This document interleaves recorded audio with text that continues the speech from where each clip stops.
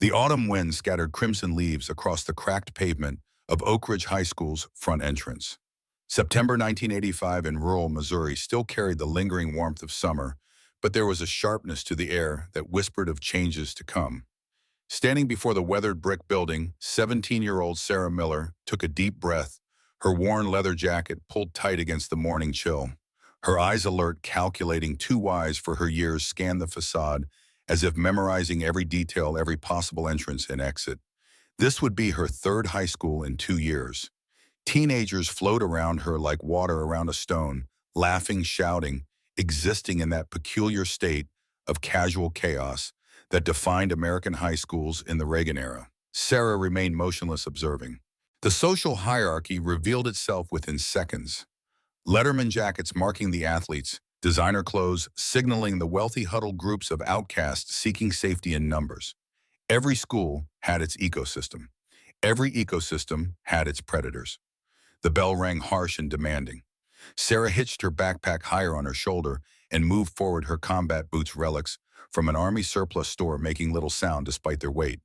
She walked like someone accustomed to not being noticed, to blending into shadows. Yet there was nothing timid in her posture. She didn't hunch or hurry. She moved with the quiet confidence of someone who had faced worse than high school hallways. The administrative office smelled of coffee and photocopier toner. Behind the counter, a secretary with teased hair and heavy eye makeup regarded Sarah with the weary suspicion reserved for new students arriving mid-semester. "Sarah Miller," Sarah said simply, sliding her transfer papers across the laminate counter. The secretary, nameplate reading Mrs. Delacourt, flipped through the documents with red-nailed fingers. Her eyebrows rose slightly. "Chicago," she remarked, the word carrying unspoken judgments. Small towns viewed big cities with a mixture of fascination and distrust. Quite a change of scenery. Sarah didn't offer explanations. Her silence stretched long enough to become uncomfortable, a tactic she'd learned worked well with adults who asked too many questions. Mrs. Delacourt cleared her throat. "Well, welcome to Oak Ridge. Principal Wilson would normally meet with transfer students, but he's in a budget meeting this morning." She handed Sarah a schedule and a rudimentary map of the school. "Your homeroom is 118, Mr. Carlson. Down the hall, third door on the right." Sarah accepted the papers without comment, slipping them into her backpack. As she turned to leave, Mrs. Delacour added, almost as an afterthought, "You might want to leave that jacket in your locker, dear. Dress code." Sarah paused, looking back. The faintest smile touched her lips, not reaching her eyes. "Noted," she said, and walked out. The hallways had emptied, classroom doors closed. Sarah found room 118 without difficulty, the sound of male voices rising and falling, with practiced authority, drifting through the partially open door. She paused, extracting a small, leather-bound notebook from her inner jacket pocket. With practiced efficiency, she jotted something down, her handwriting small and precise. The notebook disappeared back into her pocket before she knocked on the door. Mr. Carlson was mid-sentence when she entered, a tall man with salt and pepper hair and the build of someone who had once been athletic but had succumbed to the sedentary nature of teaching. He paused, 30 pairs of teenage eyes swiveling toward the door. "Ah," he said, glancing at a note on his desk. "You must be Sarah Miller." Sarah nodded once. "Class, this is Sarah joining us from—" He consulted the paper. "Chicago. Sarah, you can take the empty seat near the window."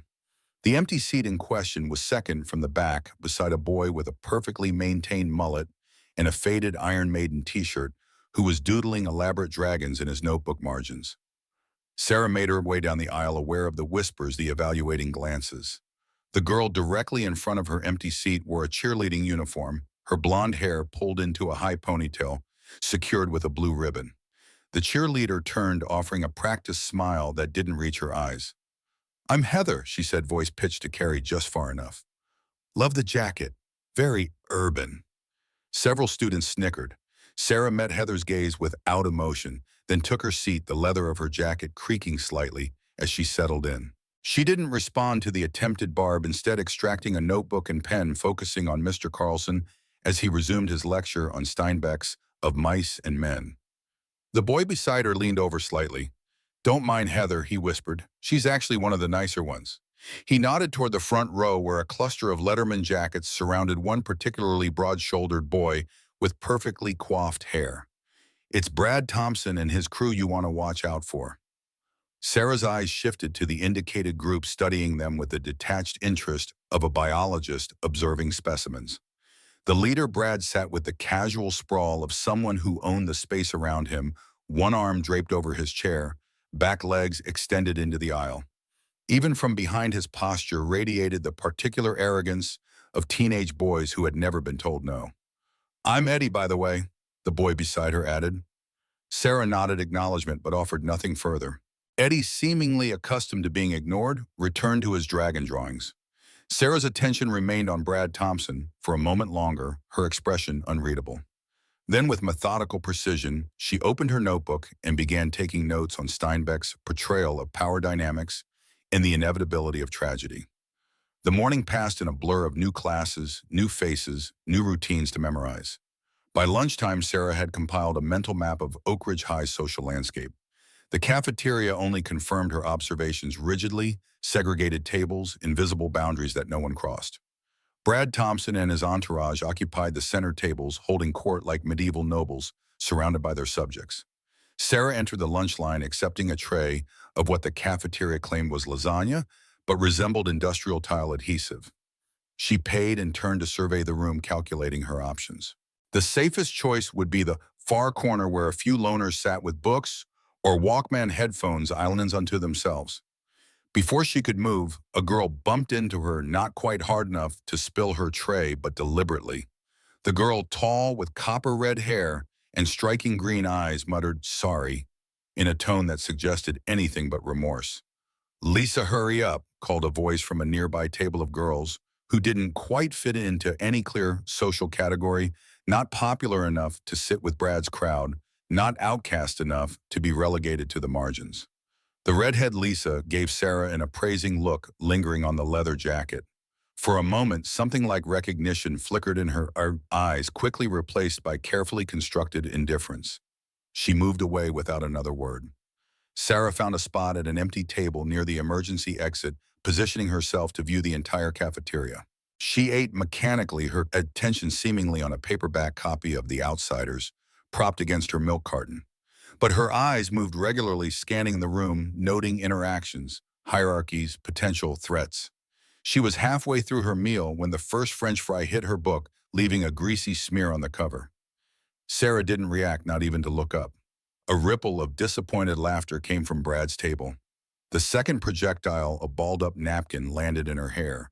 Again, Sarah showed no reaction, calmly turning a page in her book. The third missile, a half-eaten roll, bounced off her shoulder and onto the floor. "Hey, Chicago!" Brad Thompson's voice carried across the cafeteria, designed to command attention. The room quieted, students turning to watch the entertainment. "Don't you know it's rude to read at the table?" Sarah finally looked up, her expression neutral, as she regarded Brad across the distance.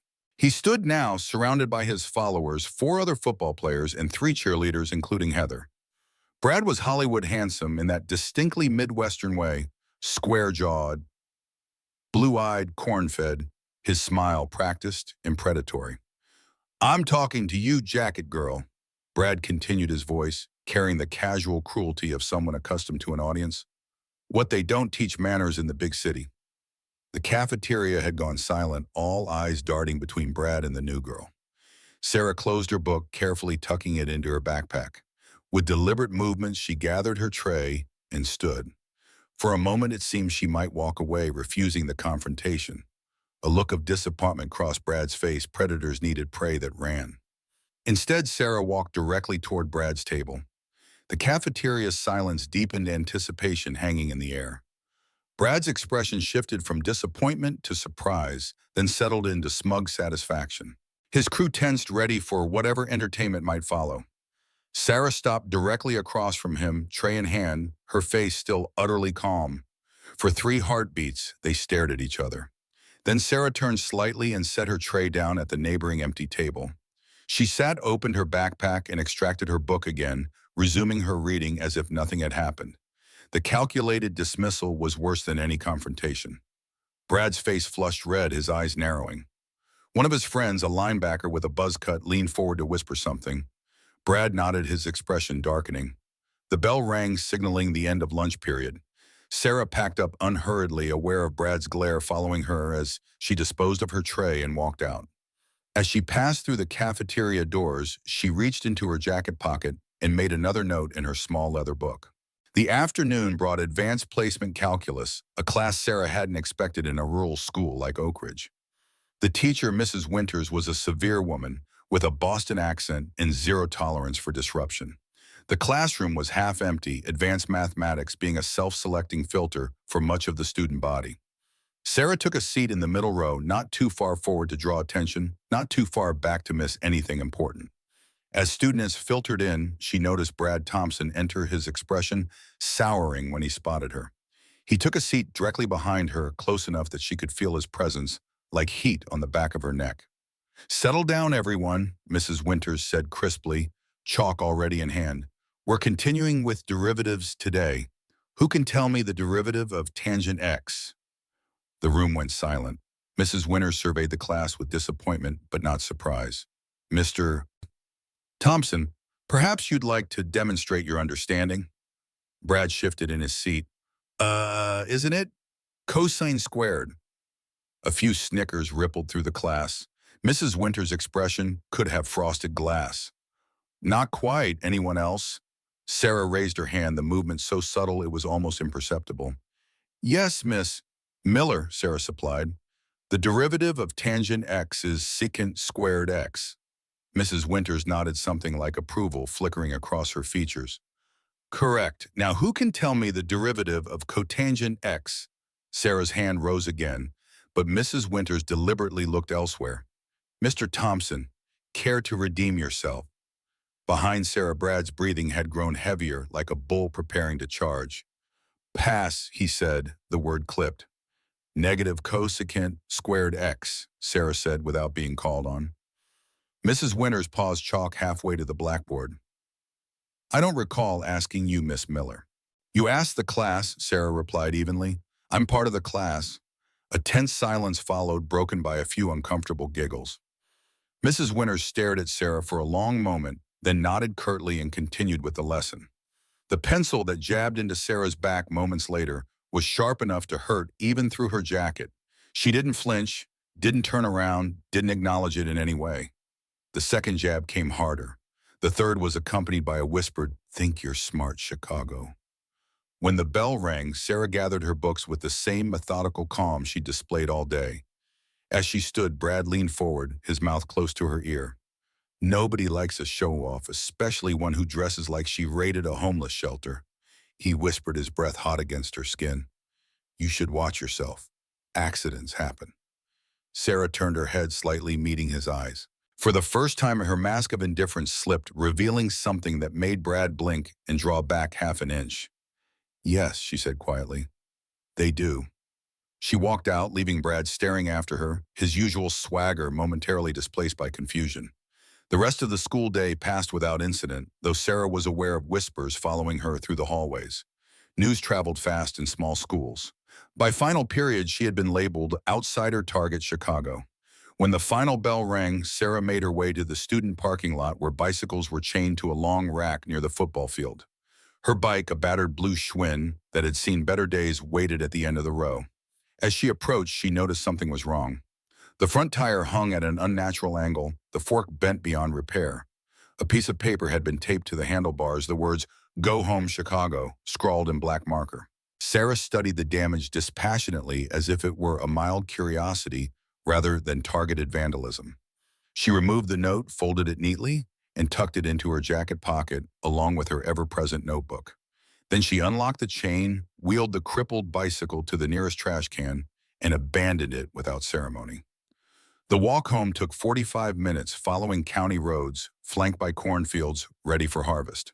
Sarah maintained a steady pace, her backpack heavy with new textbooks, her expression revealing nothing of her thoughts. The houses grew further apart as she left town, until finally she turned onto a gravel driveway leading to a modest farmhouse set back from the road.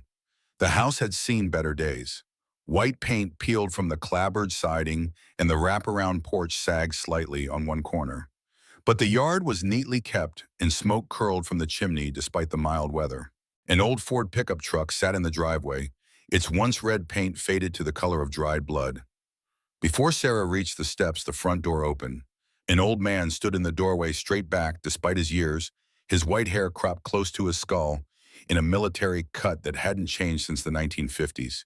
His eyes, the same shade of gray as Sarah's, narrowed as he watched her approach. "You're late," he said, his voice gravel and whiskey. "Bike trouble," Sarah replied, climbing the porch steps. The old man, her grandfather, though little familial warmth existed in their interactions, held the door open. "Trouble on day one, that's a record even for you." Sarah moved past him into the house, shrugging off her backpack. "Not my trouble." The interior of the farmhouse matched its exterior, functional, sparse, clean. No photographs adorned the walls, no mementos cluttered the surfaces. It could have been a model home staged for showing, but never lived in. The only personal touch was a collection of books that filled built-in shelves on either side of a stone fireplace where a small fire crackled. "You hungry?" her grandfather asked, following her inside. "I'll make something later," Sarah replied, heading for the stairs. "Sarah." She paused, one foot on the bottom step, not turning. "Whatever happened at your last school," he said, his tone softening almost imperceptibly. "Don't bring it here, we need to stay put this time." Now she turned, regarding him with eyes too old for her face. "I never start it, Grandpa." "But you always finish it," he countered, a statement rather than an accusation. A ghost of a smile touched her lips. "Isn't that what you taught me?" The old man sighed and rubbing a hand over his face. In that moment, he looked every one of his 70 years. "Just try to blend in, Sarah, for both our sakes." Sarah's room was an attic conversion, sparsely furnished with a twin bed, a desk, and a dresser. The sloped ceiling made it impossible to stand upright except in the center of the room. Like the rest of the house, it contained no personal touches, no posters, no photographs, nothing to suggest the personality of its occupant. Sarah dropped her backpack on the bed and moved to the window that overlooked the front yard and the road beyond. For a long moment, she stood watching the empty countryside, her expression unreadable. Then, with practiced movements, she pulled a small leather notebook from her jacket pocket and opened it on the desk. Inside, the pages were filled with neat, precise handwriting, observations, names, times, details that most people would consider inconsequential. She added new entries, including descriptions of Brad Thompson, his friends, and the bicycle incident. When she finished, she tucked the notebook into the bottom drawer of her desk beneath a false bottom that wouldn't be noticed in a casual search.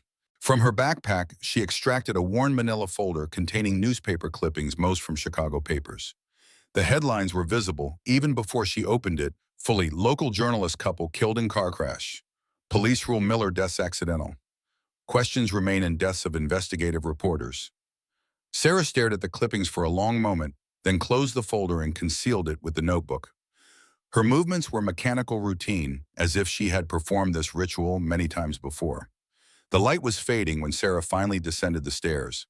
Her grandfather sat in an armchair by the fire reading a dog-eared copy of Hemingway's The Old Man and the Sea. He didn't look up as she entered the living room. "There's beef stew on the stove," he said, turning a page. "Made it this morning." Sarah moved to the adjoining kitchen, separated from the living room by a breakfast bar. She served herself a bowl of stew and leaned against the counter to eat it, watching her grandfather through the pass-through. "How's retirement treating you, Grandpa?" she asked, breaking the silence that had stretched between them. He glanced up, eyes narrowing slightly at the unusual initiation of conversation. "Same as yesterday and the day before." Sarah nodded, taking another spoonful of stew. "Make any friends in town yet?" Now he set the book down, regarding her with suspicion. "What's with the 20 questions, kid?" She shrugged, the gesture deliberately casual. "Just trying to blend in like you said. Normal teenagers talk to their guardians about their day." A sound escaped him that might have been a chuckle in a man less weathered by life. "Nothing normal about our situation, Sarah. Or about you." He picked up his book again. "But if it makes you feel better, know I haven't made friends. Don't need 'em. Never did." Sarah finished her stew in silence, washed her bowl, and placed it in the dish rack with precise movements. As she turned to go back upstairs, her grandfather spoke again. "You planning to tell me what happened to your bike?" Sarah paused, one foot on the bottom step. "Someone bent the fork. Beyond repair." "Someone," he repeated flatly. "It's handled." He studied her for a long moment, then nodded once. There's an old Raleigh in the shed. Belonged to the previous owners. Needs air in the tires, but it'll get you to school. Sarah nodded her thanks and continued upstairs, the conversation over as abruptly as it had begun. The next morning dawned clear and cool, the Missouri autumn asserting itself with a crisp breeze that stirred the cornfields into whispering motion. Sarah left the house early, the resurrected Raleigh, a women's bike from the 1970s, its once bright blue paint now dull and scratched, carrying her swiftly along the county roads toward Oak Ridge High. She arrived with time to spare, chaining the bike to the same rack where her Schwinn had been vandalized the day before. This time she slipped a small device, barely visible unless you knew what to look for, onto the frame near the lock. Then she made her way inside, moving through the morning crowd with the same invisible efficiency she displayed the previous day. Eddie was already in homeroom when she arrived, still doodling dragons in his notebook. He looked up as she took her seat, surprise evident in his expression. "Didn't expect to see you back," he said, his voice pitched low to avoid drawing attention. Sarah raised an eyebrow, the question implicit. "Brad Thompson doesn't usually waste time with warnings," Eddie explained, glancing toward the front of the room where Brad and his crew hadn't yet arrived. "After what happened in calculus yesterday, well, people who embarrass Brad tend to have accidents." "So I've heard," Sarah replied, extracting her notebook for class. Eddie leaned closer, dropping his voice further. "Listen, I know we don't know each other, but maybe you should keep your head down for a while. Brad's dad is the mayor. His uncle's the chief of police. They own this town." Sarah's eyes met his, something flickering in their depths that made Eddie draw back slightly. "Thanks for the advice," she said, her tone suggesting the conversation was over. The warning bell rang and students scrambled to their seats as Mr. Carlson entered, coffee mug in hand. Brad and his entourage were the last to arrive, swaggering in just as the final bell sounded. Brad's eyes locked on Sarah immediately, his expression darkening when he saw her calmly seated, apparently unaffected by yesterday's warning. Throughout the morning, Sarah maintained her routine of observing, taking notes, and revealing nothing of her thoughts. In each class, she noted who sat where, who spoke to whom, which teachers favored which students. During passing periods, she moved through the hallways with purpose, never lingering, never presenting an easy target. By lunchtime, the tension in Oak Ridge High had risen to a palpable level. Word had spread about the new girl who had embarrassed Brad Thompson in calculus and remained unintimidated despite the bicycle incident. Students watched Sarah with a mixture of curiosity and apprehension as she entered the cafeteria, collected her tray, and took the same seat she'd occupied the day before. This time, she wasn't alone for long. Lisa, the redhead who had bumped into her yesterday, approached Sarah's table, lunch tray in hand. "Mind if I sit?" she asked, her tone suggesting she didn't particularly care about the answer. Sarah gestured to the empty chair across from her, neither welcoming nor rejecting the company. Lisa sat, positioning herself to face the cafeteria entrance. "You're either very brave or very stupid," Lisa said, unwrapping a sandwich brought from home rather than risking the cafeteria's mystery meat. "Probably both." Sarah continued eating without response, her attention on her book today. It was Orwell's 1984. The silent treatment. Cute. Lisa took a bite of her sandwich, studying Sarah with unabashed curiosity. "You know, most people would have gone home crying after what happened to your bike." Sarah turned a page. "I'm not most people." "Clearly." Lisa leaned forward, dropping her voice. "Look, I don't know what your deal is, Chicago, but you've managed to piss off the most dangerous kid in school on your first day. That's almost impressive." Now Sarah looked up, meeting Lisa's green eyes directly. "You seem well informed." "My dad was a cop here," Lisa replied, a bitter edge creeping into her voice, "before he decided the Thompson family's version of law enforcement wasn't for him. Now he drinks and complains about corruption while I count the days until graduation and escape from this hellhole." Sarah's expression remained neutral, but something shifted in her eyes, a flicker of interest quickly concealed. "Sounds like you have experience with the Thompsons." Lisa's laugh was sharp and humorless. "Everyone in Oak Ridge has experience with the Thompsons. They've owned this town since before I was born." She glanced over Sarah's shoulder, her expression hardening. "Incoming. 3 o'clock. Sarah didn't turn, maintaining her focus on Lisa, even as the presence behind her became unmistakable. The smell of expensive cologne, Too much of it announced Brad Thompson's arrival before his shadow fell across their table. Well, well, and Brad said, his voice carrying that particular tone of manufactured amusement that bullies cultivate. Looks like the garbage is collecting in one place today. Makes it easier to take out. Lisa's expression remained carefully neutral, though her knuckles whitened around her sandwich. Sarah still didn't turn, her posture betraying neither tension nor fear. Nothing to say, Chicago. Brad placed his hands on the table, leaning down so his face was level with Sarah's. No smart-ass answers like in calculus yesterday. Sarah finally looked at him, her gaze steady.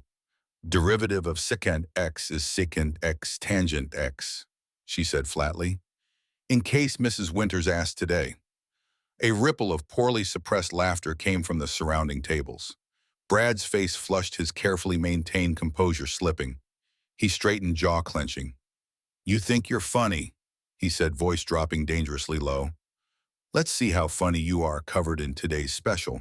Before Sarah could respond, Brad's hand shot out, grabbing her milk carton and upending it over her open book. White liquid splashed across the pages, soaking through instantly. The cafeteria went silent, all eyes on Sarah and her ruined book.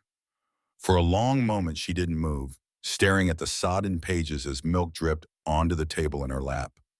Then with deliberate calm, she closed the book, set it aside, and looked up at Brad. What happened next occurred so quickly that later students would debate exactly what they had seen. Sarah stood in one fluid motion, her tray still half full of food. As she rose, the tray seemed to lift with her, its contents, mashed potatoes, gravy, and some unidentifiable meat product, sailing upward in a perfect arc. Brad, looming over her with the empty milk carton still in hand, had no time to react before the contents of Sarah's tray hit him squarely in the face. Gravy dripped from his perfectly styled hair, mashed potatoes clung to his eyebrows, and the mystery meat slid down his Letterman jacket in a grotesque parody of tears. The cafeteria erupted, gasps, shouts, and the distinctive sound of someone's drink being snorted through their nose in shock. Brad stood, frozen food dripping from his face, his expression transitioning from surprise to fury with terrifying speed. You're dead, he whispered, the words barely audible over the cafeteria's chaos. You're fucking dead. Sarah regarded him with the same calm she'd maintained throughout their encounters. Threatening a fellow student, she said, her voice carrying in the sudden hush that fell as students strained to hear. That's grounds for suspension, isn't it? Section 12, paragraph 3 of the Oak Ridge Student Handbook.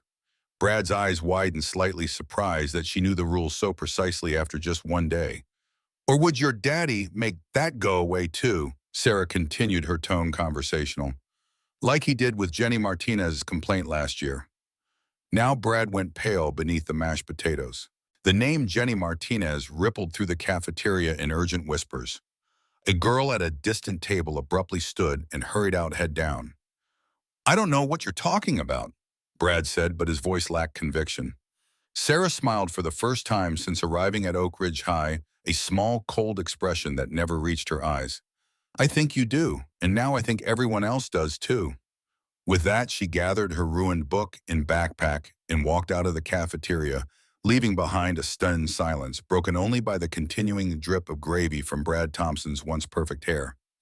Lisa caught up with Sarah in the hallway, her expression a mixture of shock and reluctant admiration.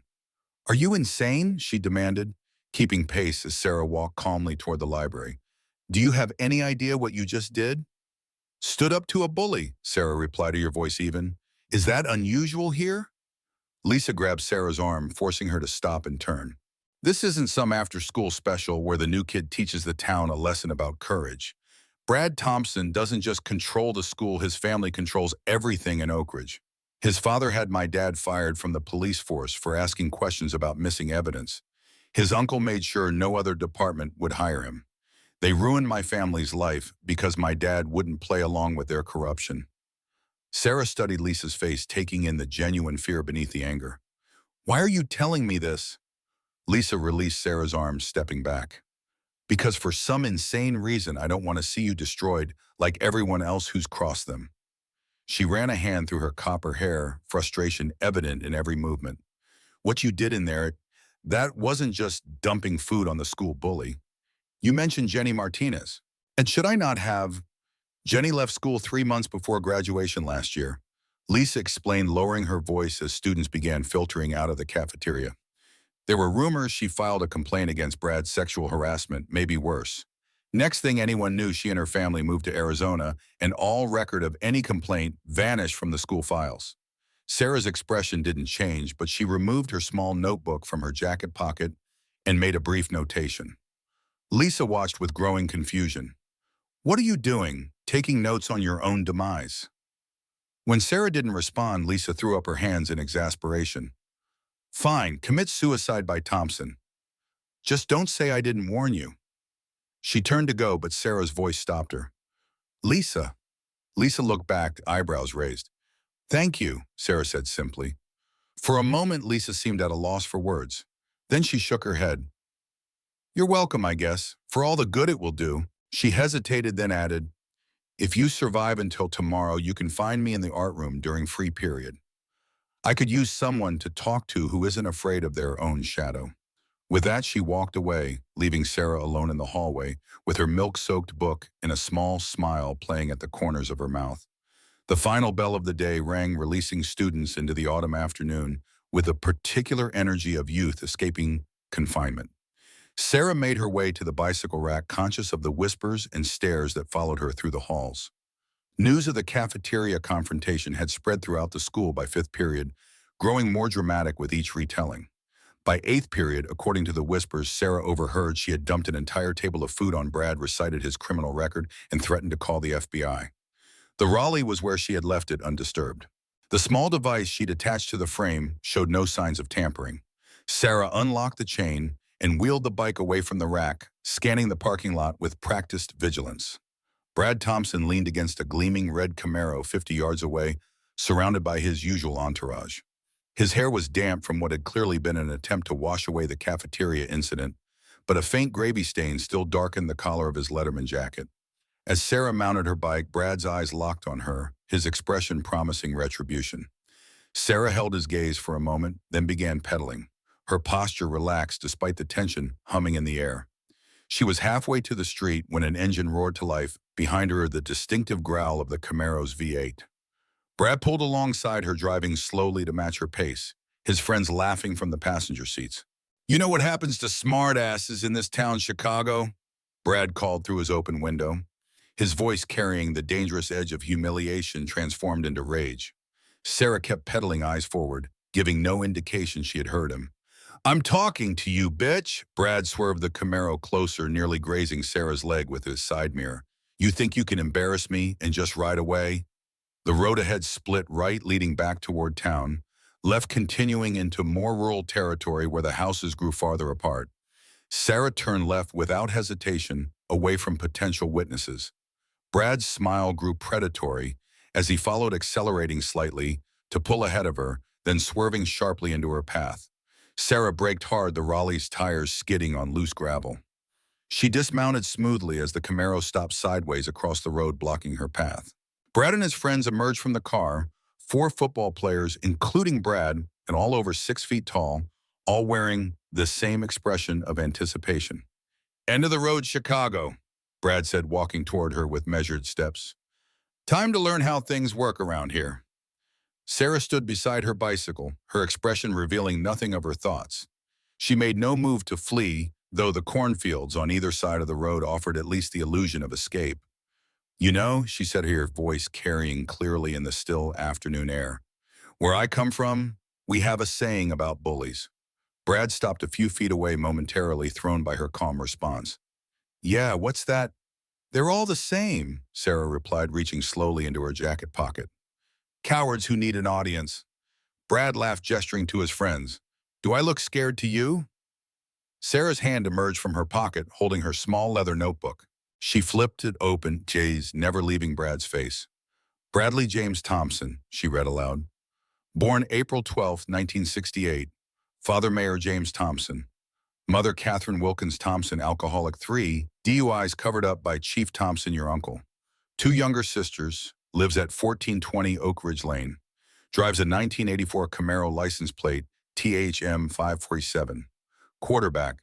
C- average maintained through systemic academic fraud facilitated by Principal Wilson, who owes your father for his position. The color drained from Brad's face as Sarah continued, her voice emotionless, reciting facts that no new student should know. Deals prescription medications stolen from your mother's supply. Primarily sells to students, but has a growing customer base among the parents of Oak Ridge. 50% of profits go to your uncle in exchange for protection. One of Brad's friends, the linebacker with the buzz cut, took a step back, shock evident on his face. "Brad, what the hell is she talking about?" Sarah continued as if there had been no interruption. "Sexual assault allegation filed by Jennifer Martinez on March 15, 1984. Report mysteriously disappeared from school records after your father visited Principal Wilson on March 16th. Martinez family relocated to Phoenix, Arizona on March 20th, following a cash payment of approximately $25,000. She closed the notebook, slipping it back into her pocket. Should I continue? I have much more." Brad stood frozen, his confident swagger evaporated. "Who the fuck are you?" he whispered. "Just the new girl," Sarah replied, her voice soft but carrying. "The one you shouldn't have messed with." For a long moment, no one moved. Then Brad's friend, the linebacker, broke the silence. "I'm out, man," he said, backing toward the Camaro. "This is messed up." "Shut up, Mike," Brad snapped, not taking his eyes off Sarah. "She's bluffing, making shit up." Am I?" Sarah reached into her pocket again, this time withdrawing a small tape recorder. She pressed play, and Mayor Thompson's voice filled the air, slightly tinny but unmistakable. "Need this handled quietly, do you understand? The Martinez girl needs to go away, and so does her complaint. Use the usual account for the payment. No one can know about this, especially with the election coming up." Sarah clicked the recorder off, the silence that followed, heavy with implication. That's fake," Brad stammered, but doubt had crept into his voice. "You faked that?" "Maybe," Sarah conceded, returning the recorder to her pocket. "But are you willing to bet your future on it? Your father's career, your uncle's badge?" The other football players had drifted back toward the Camaro, leaving Brad increasingly isolated. His hands clenched into fists at his sides, knuckles white with strain. "You think you can come into my town and threaten me?" he demanded, voice rising with desperate bravado. "Do you know who I am?" "I know exactly who you are," Sarah replied, her calm unbroken. "The question is, does everyone else, and would they still fear you if they knew the truth?" Brad took a step toward her, rage momentarily overcoming caution. "I'll kill you before I let you." "Careful," Sarah interrupted, her voice dropping to a near whisper. "Threats like that are taken very seriously by law enforcement, even in towns like Oak Ridge." She reached into her jacket one more time, extracting a business card which she held out to Brad. He took it reflexively, glancing down at the embossed FBI shield and the name printed beneath it. Special Agent Robert Miller, Organized Crime Division. "My grandfather sends his regards," Sarah said softly. "He's very interested in Oak Ridge these days." Brad's face went from pale to ashen. The card trembled in his hand. "This is bullshit," he said, but his voice had lost all conviction. "Is it?" Sarah glanced pointedly at his friends, who now watched the exchange with growing alarm from beside the Camaro.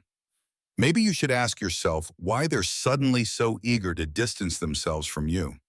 Brad's head jerked around, taking in the changed demeanor of his once loyal crew. The realization of his sudden isolation seemed to hit him like a physical blow. "This isn't over," he said, backing toward his car. "Actually," Sarah replied, remounting her bicycle. "I think it is, for now." She began pedaling, steering a wide arc around Brad and the Camaro. "Enjoy the rest of your day, Bradley. I'll see you in calculus tomorrow. Derivative of cosecant x is negative cosecant x cotangent x, by the way, in case Mrs. Winters asks." She rode away, leaving Brad standing in the middle of the road, the FBI card still clutched in his hand, his empire of fear beginning to crumble around him. By the time Sarah reached the farmhouse, the sun was setting, painting the Missouri sky in shades of crimson and gold. Her grandfather sat on the porch steps, cleaning what appeared to be an antique revolver with meticulous care. He looked up as she wheeled the Raleigh into the yard, his weathered face giving away nothing of his thoughts. "You're late again," he observed, his hands never pausing in their work. Sarah leaned the bicycle against the porch railing. "Had some business to take care of." The old man nodded, eyes returning to the revolver as he reassembled it with the efficiency of long practice. "School business or our business?" Both, maybe, Sarah replied, climbing the steps and dropping onto the porch swing. The chains creaked as she set it in motion, the sound harmonizing with the evening chorus of crickets from the surrounding fields. Her grandfather sighed, holstering the revolver beneath his jacket. Sarah, we talked about this. Low profile, blend in. He fixed her with a stern gaze. What part of that translated to make enemies on day one? Sarah met his gaze without flinching. They started it, Grandpa. I just finished it. Using my name? My credentials. There was an edge to his voice now, not anger exactly, but something close. Sarah's swing slowed as she leaned forward, elbows on knees. I improvised. The Thompson kid needed to be convinced. Convinced of what? That we're here on official business. The old man stood pacing the width of the porch with barely contained energy. Damn it, Sarah, we're supposed to be lying low. Your parents? My parents are gone, Sarah interrupted, her voice suddenly hard. Because they trusted the system, because they believed the truth would protect them. She stood facing her grandfather across the weathered porch boards. I'm not making that mistake. The old man stopped pacing, something like pain flickering across his features before disappearing behind his customary stoicism. Your parents aren't gone, Sarah. They're in protective custody because they followed protocol, because they came to me when they realized how deep the Chicago situation went. And look how well that turned out, Sarah replied bitterly. 3 states, 2 years always running, always hiding. She gestured toward the darkening cornfields surrounding the isolated farmhouse. Is this what they wanted for me, for you? Her grandfather closed the distance between them, placing his hands on her shoulders, a rare physical contact that spoke volumes about his concern. What they wanted was for you to be alive, Sarah, safe. His grip tightened slightly. I promised them I'd keep you that way until this is over, until the task force brings down the entire network. But I can't do that if you're painting targets on our backs in every town we stop in. Sarah didn't pull away, but her posture remained rigid. The Thompsons are dirty, Grandpa. The son, the father, the uncle, they've got this whole town under their thumb. Intimidation, corruption, maybe worse. Not our problem, her grandfather replied firmly. Not our jurisdiction, not our mission. It was Mom and Dad's mission, Sarah countered, exposing corruption wherever they found it, standing up for people who couldn't stand up for themselves. The old man released her shoulders, turning away to stare out at the gathering darkness. And look where that got them, he said softly, the words carrying more sorrow than judgment. Sarah remained silent, unable to argue with the painful truth of his statement. After a long moment, her grandfather turned back to her, his expression softer than she had seen it in months. I know you want to make them proud, he said. I know you believe in what they stood for. But right now, our job is to stay alive and stay hidden until the Chicago situation is resolved. Then you can go back to them. Then all of this will be over. Sarah nodded slowly, though doubt lingered in her eyes. And the Thompsons, we just let them continue terrorizing this town. Her grandfather's smile was thin and without humor. I didn't say that. He reached into his pocket and withdrew a cell phone, a rarity in 1985, bulky and expensive. I still have contacts in the bureau. I can make some calls, have someone look into the situation here. Quietly. A flicker of surprise crossed Sarah's face. You do that? I'm a grumpy old man, Sarah, not a heartless one. He tucked the phone away. But in exchange, you need to promise me something. Sarah's wariness returned. What? No more confrontations, no more investigations, no more drawing attention to yourself. His voice took on the commanding tone that had once made agents under his supervision snap to attention. You go to school, you come home. You act like a normal teenager, not a one-woman Justice League. For a long moment, Sarah said nothing, internal conflict evident in her expression. Finally, she nodded, once the gesture a concession rather than enthusiastic agreement. I'll try. Her grandfather's eyebrows rose. You'll do more than try, young lady. You'll succeed, or we'll be moving again before the week is out. His tone softened slightly. We're so close, Sarah. The Chicago task force is closing in. 6 more months, maybe less, and this will all be over. Your parents can come out of hiding. You can have a normal life again. Sarah's laugh held little humor. I'm not sure I remember what normal is anymore, Grandpa. The old man's weathered face creased in a sad smile. Neither do I, kid. Neither do I. He gestured toward the door. Come on, I made chili. Even remembered to get that cornbread you like from the store. As they entered the house together, the last light of day fading behind them, neither noticed the red Camaro that drove slowly past the property, its engine barely above idle, its headlights dark. Brad Thompson watched the farmhouse from behind the wheel, his expression unreadable in the gathering darkness. Then he accelerated, gravel spraying from beneath his tires as he sped away back toward the heart of Oak Ridge, the town his family had controlled for generations, the town where secrets ran as deep as the roots of the ancient oak trees that gave it its name. In her attic bedroom later that night, Sarah sat at her desk, the small leather notebook open before her. She had made new entries, detailed observations about Brad's reaction to her confrontation notes on his friend's behavior, speculation about the extent of the Thompson family's control over Oak Ridge. Beside the notebook lay the manila folder containing the Chicago newspaper clippings, and on top of that, a photograph she rarely allowed herself to look at. In the picture, a younger Sarah stood between her parents, her father tall and bearded, her mother slender, with the same gray eyes Sarah had inherited. They were laughing arms around each other, standing on a Chicago beach with Lake Michigan stretching blue behind them. They looked happy. They looked safe. Sarah closed the notebook, tucking it away in its hiding place, along with the folder and the photograph. She had made a promise to her grandfather, and she intended to keep it. For now.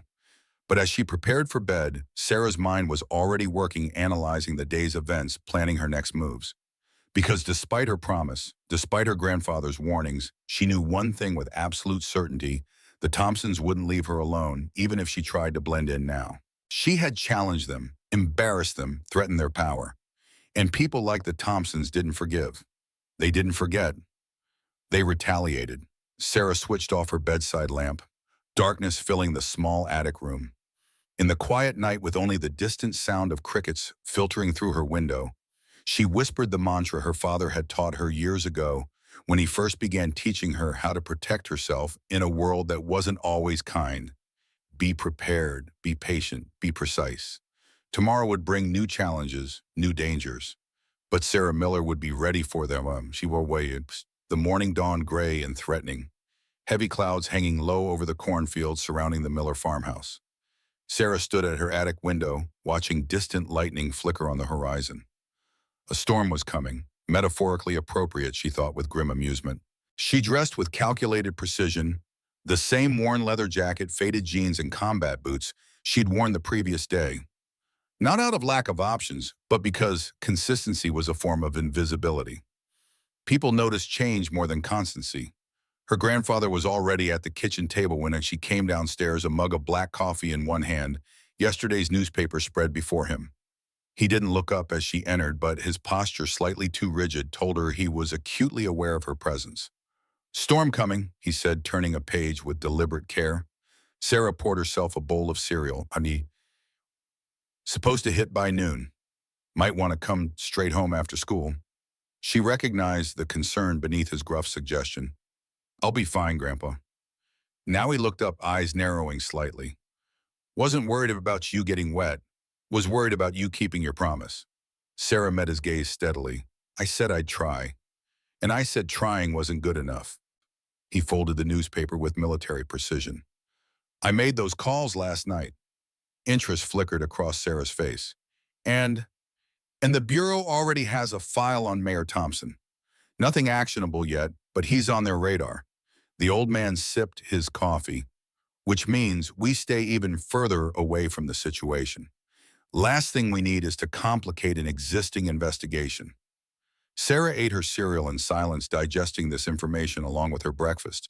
Finally, she asked, did you tell them about Brad, about what happened to Jenny Martinez? Her grandfather's expression darkened. I passed along what you told me. Whether they follow up depends on how it connects to their existing case. He fixed her with a stern look, which is no longer our concern.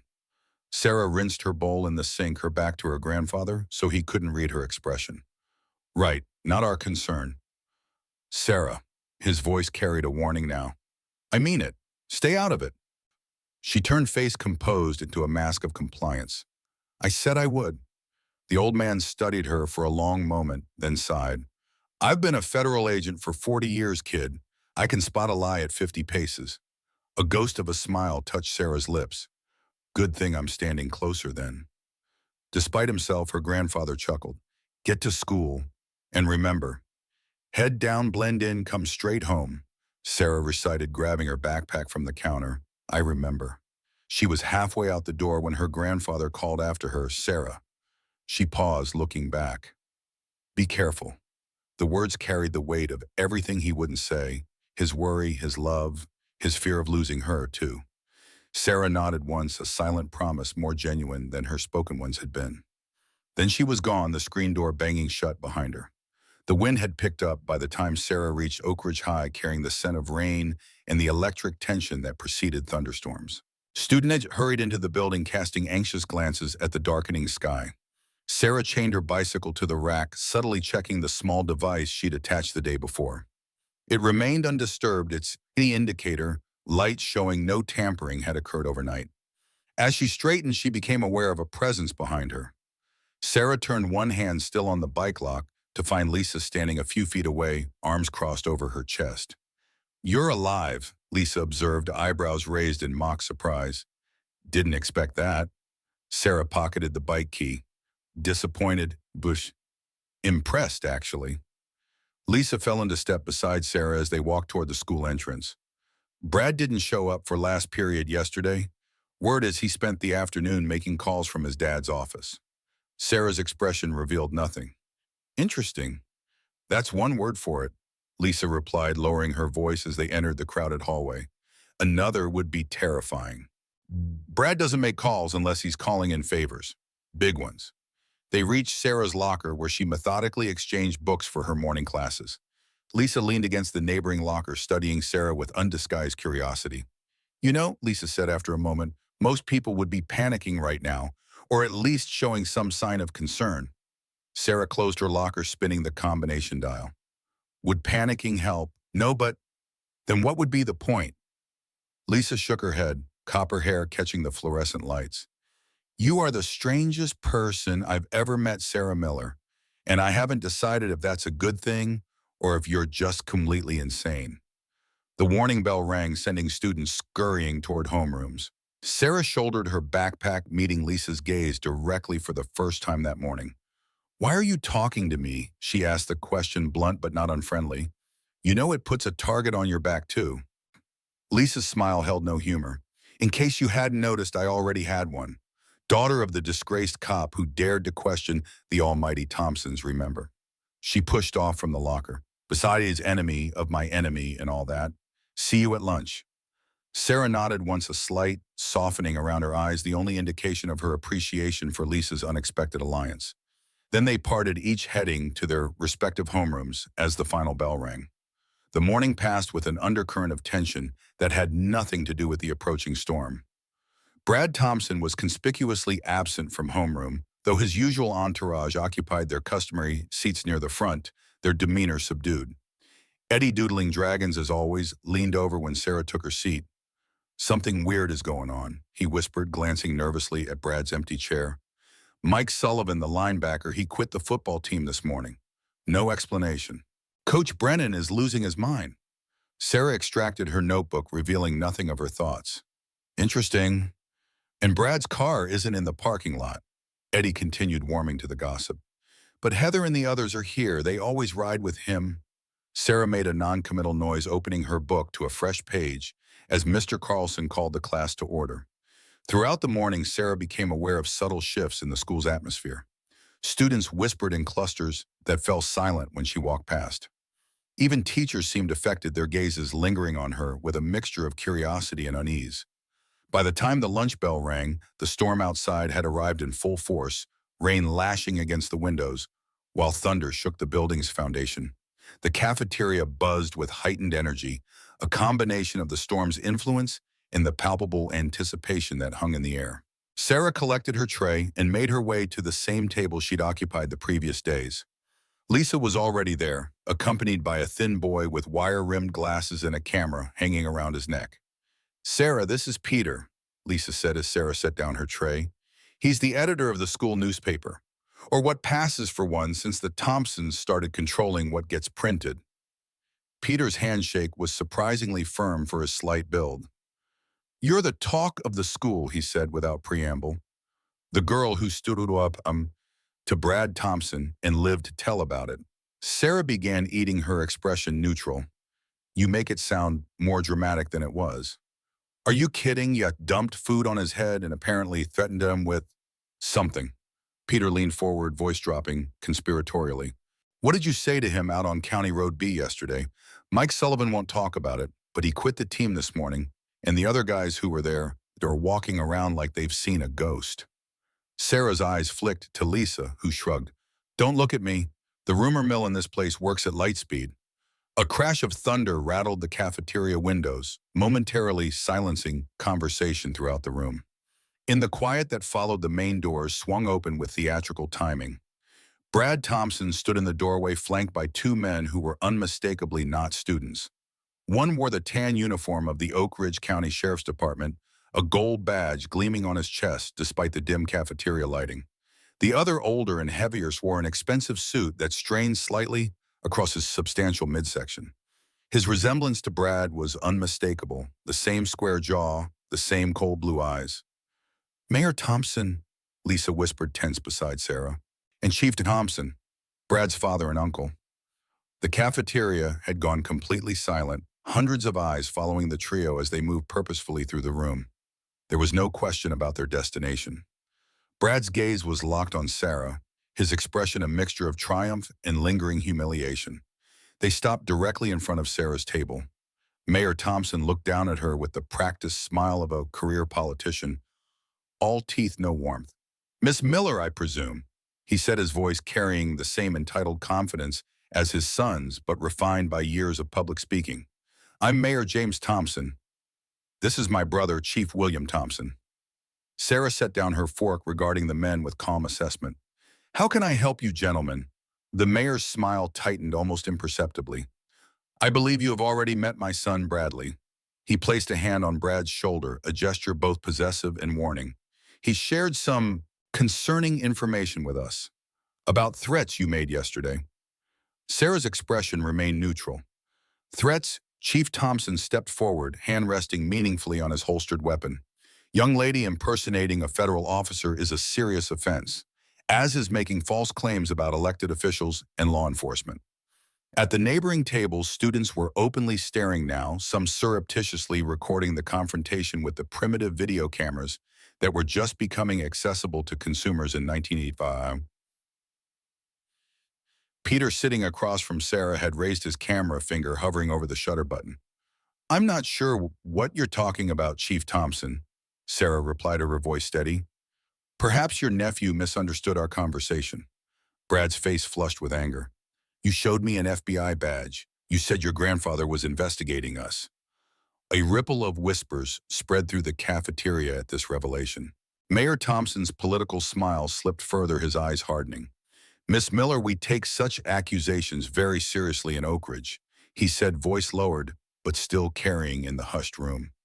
"False claims can damage reputations, careers." His gaze flicked meaningfully to Lisa. "Families." Lisa stiffened beside Sarah, her knuckles whitening around her milk carton. The threat wasn't subtle. Sarah glanced at the chief, then back to the mayor, seemingly unaffected by the intimidation. "I understand completely, Mayor Thompson. Reputations are fragile things." She smiled slightly. "Like Jennifer Martinez's, for instance." The name landed like a physical blow. The mayor's carefully maintained facade cracked for just an instant, revealing something ugly beneath. Brad took a half step backward, nearly bumping into a neighboring table. Only the chief maintained his composure, though his hand tightened visibly on his weapon. "I don't know who that is." Mayor Thompson said, the lie so practiced it would have been convincing to anyone who hadn't been watching for it. "No." Sarah reached slowly into her jacket pocket, a movement that caused the chief to tense, and withdrew her small notebook. "That's strange, because I have a recording of you discussing her, and the payment her family received, and the missing complaint." Peter's camera clicked, capturing the exact moment when comprehension dawned on the mayor's face. Sarah hadn't actually played the recording, and the confrontation with the Brad had merely implied its existence, but the mayor had no way of knowing that. "You're bluffing," Chief Thompson said, but uncertainty had crept into his voice. "Am I?" Sarah's gaze swept the cafeteria, taking in the rapt audience.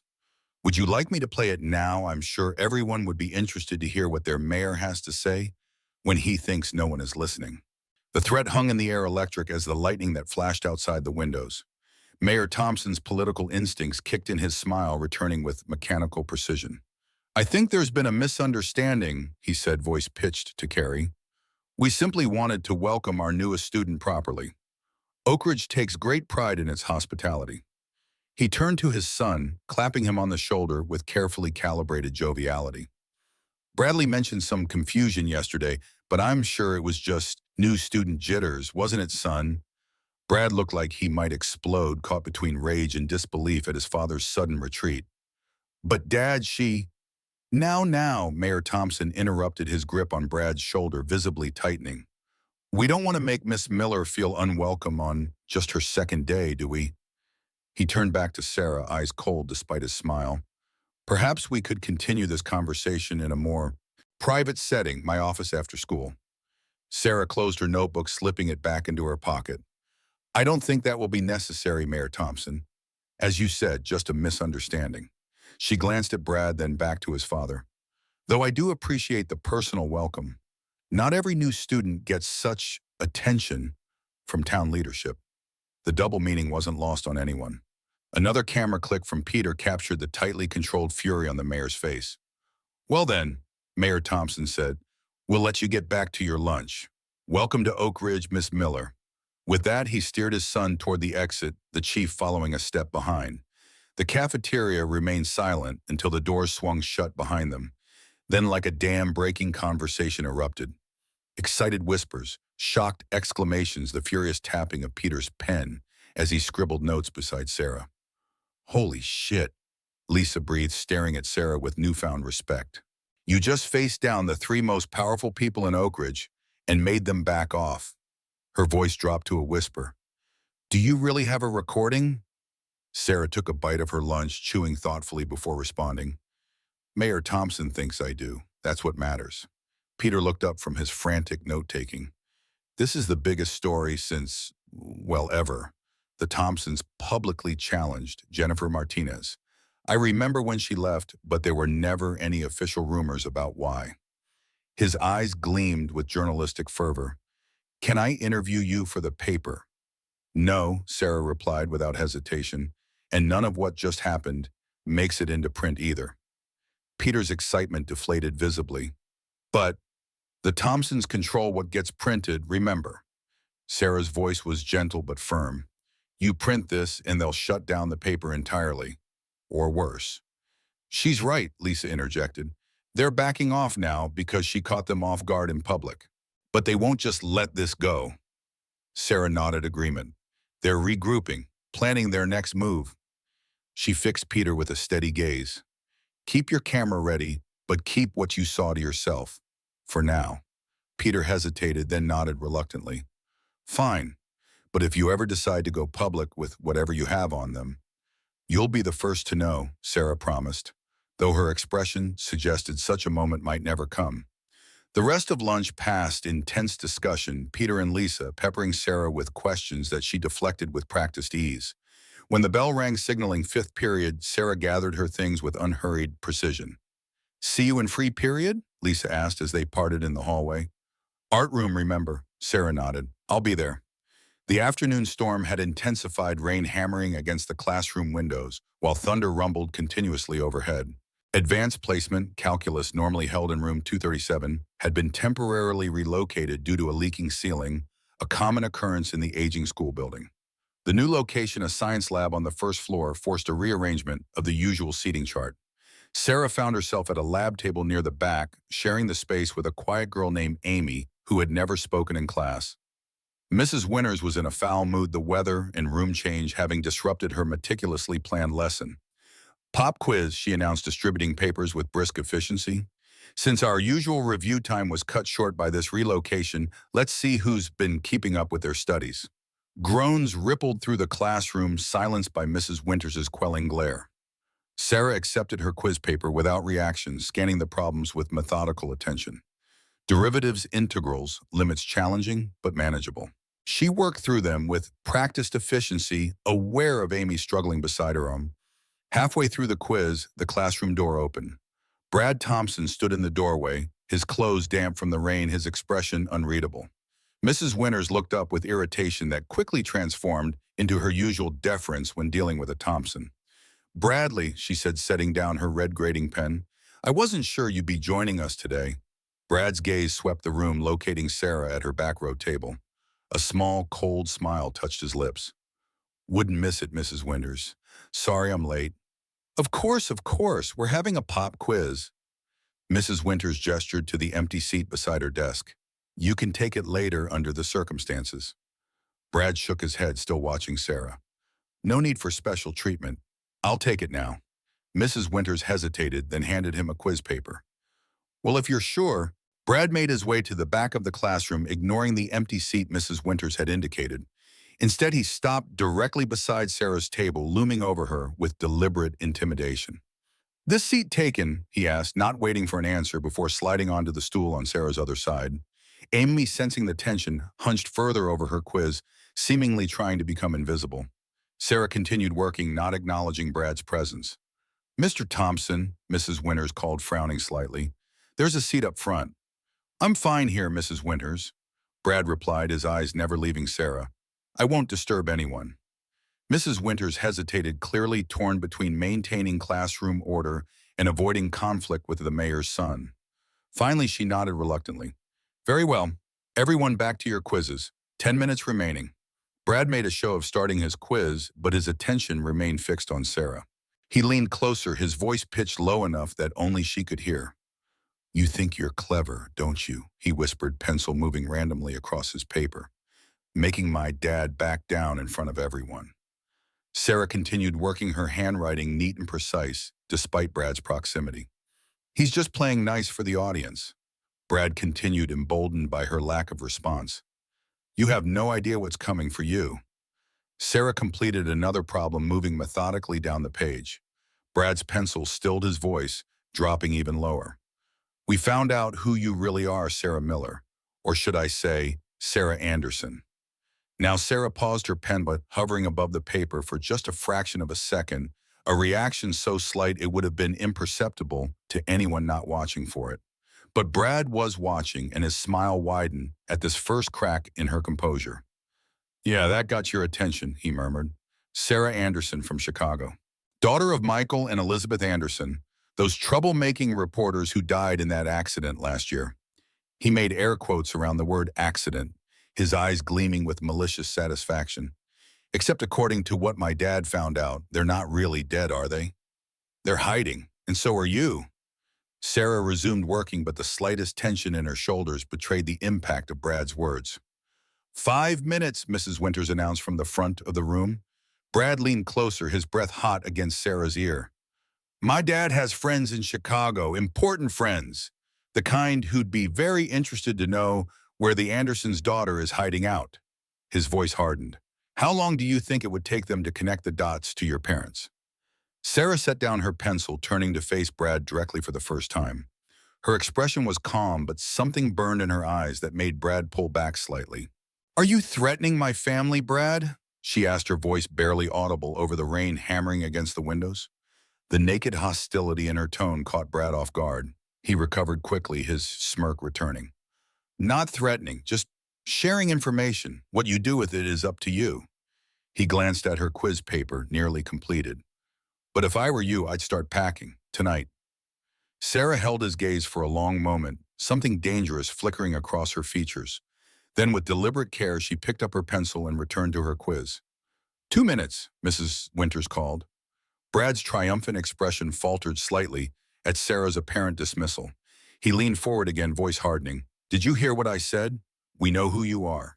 We know your parents aren't dead, and my dad's Chicago friends will find them if you don't disappear. Tonight."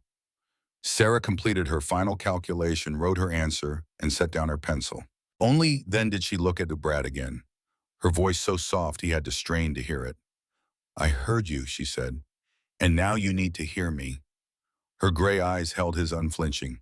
If anything happens to my family, anything at all, there won't be a place on this earth where you or your father or your uncle can hide from what comes next. The simple statement, delivered without emotion or theatrical emphasis, carried more menace than any shouted threat could have. Brad blinked, momentarily thrown by the absolute conviction in her voice. "Time's up," Mrs. Winters announced. "Pass your papers forward." Sarah gathered her quiz, handing it to the student in front of her without breaking eye contact with Brad. For the first time since their confrontation began, a uncertainty flickered across his face. "You don't scare me," he said, but his voice lacked conviction. Sarah's smile was small and cold. "Yes," she said simply. "I do."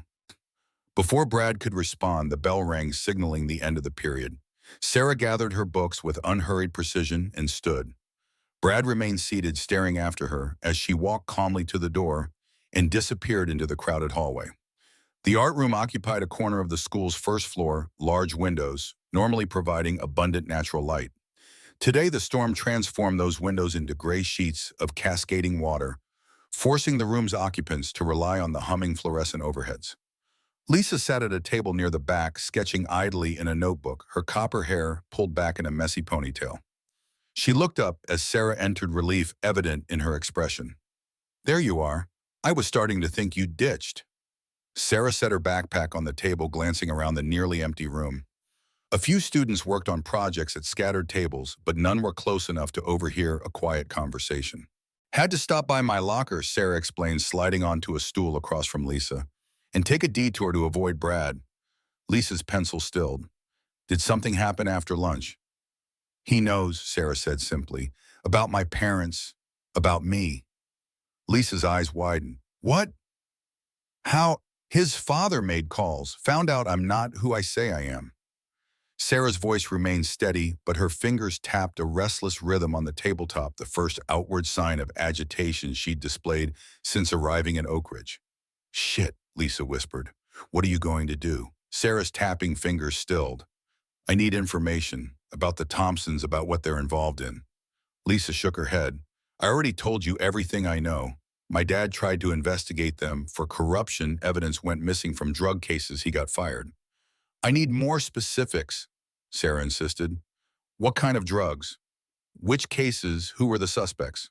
"I don't know." Lisa's voice rose slightly, drawing curious glances from across the room. She lowered it again, leaning forward. "My dad doesn't talk about it. He just drinks and watches TV all day." Sarah was silent for a moment, considering. "I need to talk to him." Lisa laughed, the sound hollow and disbelieving. "Yeah, good luck with that. He doesn't talk to anyone, especially not about the Thompsons." She studied Sarah's determined expression and sighed. "But I'm guessing that won't stop you." "No," Sarah agreed. "It won't." Lisa ran a hand through her hair, dislodging several strands from her ponytail.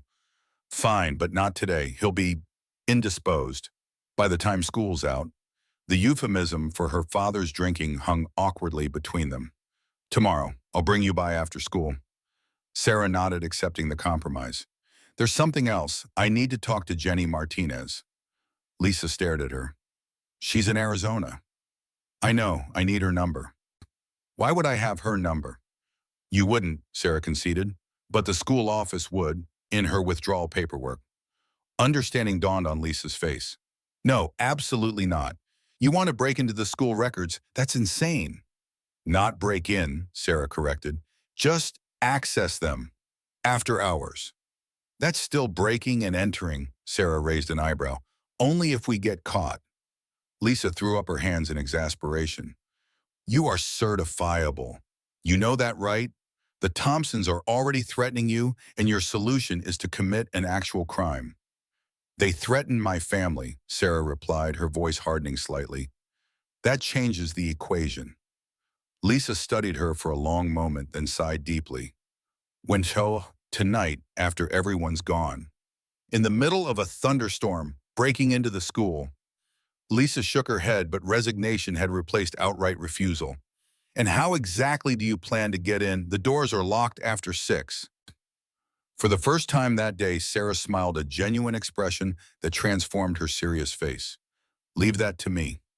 The storm showed no signs of abating as the final bell rang, releasing students into the tempestuous afternoon. Lightning split the sky with increasing frequency, followed by thunder that rattled the school's foundations. Teachers urged students to hurry home concerns about flash flooding, adding urgency to their dismissals. Sarah waited in the girls' bathroom nearest the administrative offices, listening as the building gradually emptied. The maintenance staff would remain until at least 8, but they generally stayed in the basement or the gymnasium after hours, leaving the administrative wing largely deserted. At 6:15, a soft knock on the bathroom door signaled Lisa's arrival. Sarah opened it, finding her new ally drenched from her brief dash from the art room, her copper hair plastered to her head. "This is insane," Lisa whispered, wringing water from her shirt. "I hope you know that." Sarah nodded toward the end of the hallway. "Office is this way. Janitor's making his rounds in the science wing right now." "How do you—" Lisa began, then shook her head. "Never mind, I don't want to know." They moved silently down the darkened hallway, the storm providing convenient cover for any sounds they might make. The administrative office door was locked as expected, but Sarah extracted a small case from her jacket pocket, removing what appeared to be professional lockpicking tools. Lisa stared at her. "Who are you?" She whispered the question, only half joking. Sarah didn't respond, focusing on the lock with practiced concentration. Within seconds, there was a faint click and the door swung open. "Where did you learn to do that?" Lisa asked as they slipped inside, closing the door behind them. "My dad," Sarah replied, scanning the darkened office. "He believed in practical education." The administrative office was divided into sections, a reception area with Mrs. Delacourt's desk, 3 private offices for the principal and vice principals, and a records room accessible through a door behind the reception counter. That door, unlike the main entrance, featured a more substantial lock. Sarah approached it, examining the mechanism with a small pen light. "This will take longer," she murmured, selecting different tools from her case. Lisa kept watch by the outer door, nervousness evident in her restless movements. "Hurry up," she whispered. "If we get caught—" "We won't," Sarah interrupted, focusing on the lock. After nearly a minute of careful manipulation, it yielded with a more substantial click than the outer door had produced. Sarah straightened, returning her tools to their case before pushing the door open. The records room was small and windowless filing cabinets lining every wall from floor to ceiling. A single desk occupied the center of the room, its surface bare except for an outdated computer terminal, one of the few in the school. "Student records are organized by graduation year," Sarah said, moving to a cabinet labeled 1984 and 1985. "Jennifer Martinez should be in here." Lisa remained by the door, keeping watch, while Sarah systematically searched the files. After several minutes of methodical examination, she extracted a manila folder labeled Martinez J. "Got it," she whispered, bringing the folder to the desk and opening it under her penlight's beam. The file contained standard school records, transcripts, attendance reports, standardized test scores. Sarah flipping through them quickly, looking for withdrawal documentation. Near the back of the folder, she found what she was seeking, a transfer request form, listing a forwarding address and telephone number in Phoenix, Arizona. Sarah jotted the information in her notebook, then continued searching the file. There was no mention of any complaint against Brad Thompson, no record of disciplinary hearings or administrative actions. If such documentation had existed, it had been thoroughly removed. As she prepared to return the folder to its cabinet, Sarah noticed something odd, a small notation on the inside back cover, handwritten in faded pencil. "C. Wilson, special circumstances." "Principal Wilson," Sarah murmured, glancing toward the door that connected the records room to the principal's office. "Lisa, I need a few more minutes." Lisa looked alarmed. "What? No, we got what we came for. Let's go." "There's something else," Sarah insisted, already moving toward Wilson's office. The door was unlocked, a stroke of luck she hadn't counted on but gratefully accepted. Principal Wilson's office was larger than the records room, featuring a substantial desk leather chair and framed credentials on the walls. Sarah went directly to the filing cabinet behind the desk, searching for any folders labeled confidential or special circumstances. "Sarah," Lisa hissed from the doorway, "someone's coming." Sarah's hands moved faster, rifling through files with practiced efficiency. In the bottom drawer, she found what she was looking for, a folder labeled simply Incidents Confidential. She flipped it open, scanning quickly by penlight. Inside were several typed reports, each detailing complaints against students that had been handled internally rather than through official disciplinary channels. Sarah flipped through them until she found one dated March 15, 1984, the day Jennifer Martinez had filed her complaint, according to Sarah's intelligence. The report was brief but damning. Martinez had accused Brad Thompson of sexual assault at an off-campus party. Principal Wilson had noted his concerns about the veracity of the claims and his decision to consult with Mayor Thompson before proceeding with formal action. A handwritten note at the bottom dated March 16 simply read, "Matter resolved. No further action required." Sarah photographed the document with the miniature camera extracted from her jacket pocket, another tool that seemed suspiciously professional for a high school student. As she returned the folder to its drawer, Lisa's urgent whisper came again. "Sarah, now." Footsteps were audible in the outer office now, accompanied by the jingling of keys. The janitor making his rounds earlier than scheduled. Sarah closed the drawer, silently slipping the camera back into her pocket as she joined Lisa at the door. They listened as the janitor moved around the reception area, humming tunelessly to himself. "Back door," Sarah mouthed, pointing to a second exit from Wilson's office that led directly to the hallway. They eased the door open, slipping into the corridor just as the janitor entered the records room they had vacated moments before. Without speaking, they hurried down the darkened hallway, the storm outside masking the sound of their footsteps. They didn't stop until they reached the gymnasium, where an exterior door was propped open to allow the maintenance staff easy access during cleaning. Rain poured down outside the parking lot, illuminated sporadically by lightning. That, Lisa gasped, catching her breath, was too close. Sarah was already checking her notebook, confirming Jennifer Martinez's information. "It was worth it. I found proof, actual documentation of the cover-up." Lisa stared at her through rain-dampened hair. "And what exactly are you planning to do with it?" "You can't go to the police. They're part of the problem." "I'm going to call Jenny," Sarah replied, tucking her notebook away. "Tonight. Find out exactly what happened, what she knows about the Thompsons." "And then what?" Sarah's expression hardened. "Then I'm going to make sure they can't threaten my family or anyone else ever again." Lightning flashed, illuminating Sarah's face in stark relief. Young yet somehow ancient, determined yet wary, a girl carrying burdens no teenager should have to bear. In that moment, Lisa seemed to truly see her for the first time. "Who are you really?" she asked quietly, the question genuine rather than accusatory. Sarah held her gaze steadily. "Someone who's tired of running, someone who's going to finish what my parents started."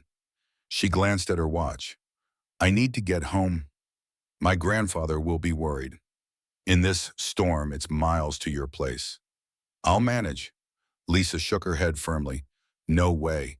My house is 3 blocks from here. You're coming home with me. You can call Arizona from there."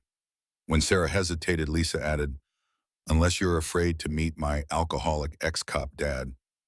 A ghost of a smile touched Sarah's lips. "Lead the way."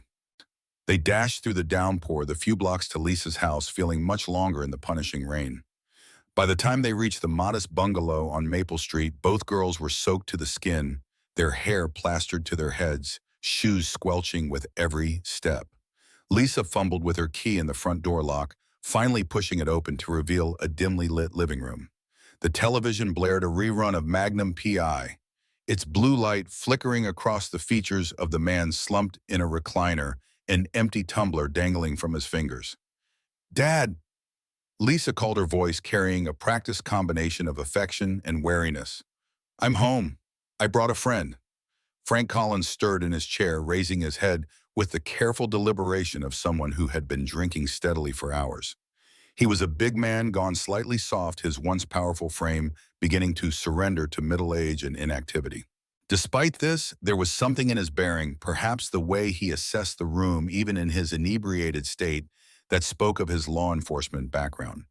"Friend of mine," he repeated, his speech only slightly slurred. "You don't have friends." Lisa's smile tightened, but she seemed accustomed to such comments. "This is Sarah. She's new. We got caught in the storm, so she's staying until it lets up." Frank's bloodshot eyes shifted to Sarah, narrowing slightly as they took in her soaked appearance and the leather jacket that had become her signature. "Sarah what?" "Miller," Sarah replied, meeting his gaze steadily. "Nice to meet you, Officer Collins." A flicker of something, pride perhaps, or simply surprise at being addressed by his former title, crossed Frank's weathered face.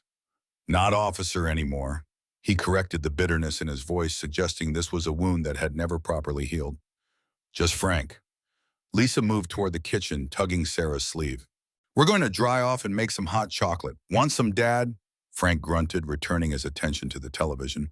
There's coffee. Pot's probably cold by now. Lisa led Sarah through the living room into a small kitchen that, despite its dated appliances, was meticulously clean. Sorry about him, she whispered, extracting mugs from a cabinet. He's actually having a good day. Sometimes he doesn't even acknowledge I exist. Sarah said nothing, observing the dynamics of the Collins household with her characteristic analytical detachment. Lisa moved around the kitchen with practiced efficiency, heating water. Finding cocoa mix, her actions suggesting long experience in caring for both herself and her damaged father. Bathroom's down the hall if you want to dry off, Lisa offered, gesturing with a spoon. Towels in the closet beside it. Sarah nodded thanks and made her way down the hallway, noting the sparse furnishings and lack of personal touches throughout the house. Like her own farmhouse, the Collins residence felt more like a temporary shelter than a home, a place to exist rather than live. The bathroom was small but clean, the medicine cabinet notably bare of the prescription bottles that might have been expected in a household with an alcoholic. Sarah dried her hair with a threadbare towel, examining her reflection in the spotted mirror. The girl who stared back looked older than 17, her gray eyes carrying a wariness that spoke of experiences beyond her years. When she returned to the kitchen, Lisa had prepared 2 mugs of hot chocolate and was sitting at the small table, her own hair still damp but beginning to curl as it dried. So, Lisa said, pushing a mug towards Sarah. Arizona. Sarah sipped her cocoa, considering. Trust didn't come easily to her, couldn't given her circumstances, but Lisa had already demonstrated both courage and loyalty by helping with the school records. And Sarah needed allies if she was to navigate the dangerous waters of Oak Ridge politics.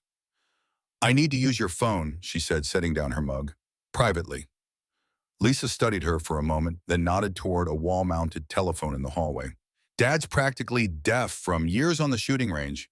If you keep your voice down, he won't hear anything over the TV. Sarah moved to the phone, extracting her notebook to consult Jennifer Martinez's number. She dialed carefully, conscious of Lisa watching from the kitchen doorway, both girls keeping an eye on Frank in the living room. The phone rang 4 times before a young woman's voice answered cautiously. Hello, B. Jennifer Martinez, Sarah asked, keeping her voice low. A pause. Who's asking? My name is Sarah. I'm a student at Oak Ridge High. I need to talk to you about Brad Thompson. The silence that followed was so long that Sarah thought Jennifer might have hung up. Finally, the voice returned, tense and guarded. I don't know any Brad Thompson. You have the wrong number. I found your complaint, Sarah said quickly before Jennifer could disconnect. The one Principal Wilson buried. I know what happened, and I know why you left Oak Ridge. Another long pause. Who are you, really? Sarah glanced toward the living room where Frank remained absorbed in his television program. Someone who understands what it's like to be forced to run. Someone who's trying to stop the Thompsons from hurting anyone else. The sound of Jennifer's breathing was audible through the line, quick, nervous exhalations that gradually steadied. They paid my parents to leave town, she finally said, her voice barely above a whisper. $25,000 and a promise that Brad would never contact me again. Did he assault you? Sarah asked gently. Yes. The word emerged as if it had been trapped inside Jennifer for a very long time. At a party, I had been drinking. No one believed me. Brad told everyone I was making it up for attention. Her voice hardened slightly. Principal Wilson asked if I wanted to ruin a young man's future over a misunderstanding. Sarah's grip tightened on the receiver. And the next day, when the complaint disappeared, Mayor Thompson came to our house, Jennifer continued. He was polite, said he believed me but that pursuing the matter would be difficult for everyone involved. Offered my parents the money as a fresh start opportunity, said it would be better for my recovery to leave Oak Ridge. Bitterness crept into her voice. My parents took the deal. We were gone within a week. Did they make you sign anything, a non-disclosure agreement? No, Jennifer replied. Just a verbal understanding. Mayor Thompson said it would be mutually beneficial to keep the matter private. She paused. Why are you asking about this now? It's been over a year. Sarah chose her words carefully. The Thompsons are still hurting people. I'm trying to stop them. A humorless laugh came through the line. Good luck with that. They own that town. For now, Sarah agreed. Would you be willing to make a statement about what happened officially? Another long silence. I don't know. My parents, they'd be furious. They want to pretend none of it ever happened. I understand, Sarah said, but if things change, if you decide you want to speak out, will you call me? She gave Lisa's number, having memorized it from the emergency contact information posted beside the kitchen phone. Maybe, Jennifer said, non-committal. Look, I have to go. My mom will be home soon and we don't talk about Oak Ridge. One more question, Sarah said quickly. Did Brad ever mention his father's business connections? Anyone from out of town, maybe from Chicago? The question seemed to surprise Jennifer. No, not Chicago, but there were some men from Kansas City who came to a party at Brad's house once. His dad was really nervous around them.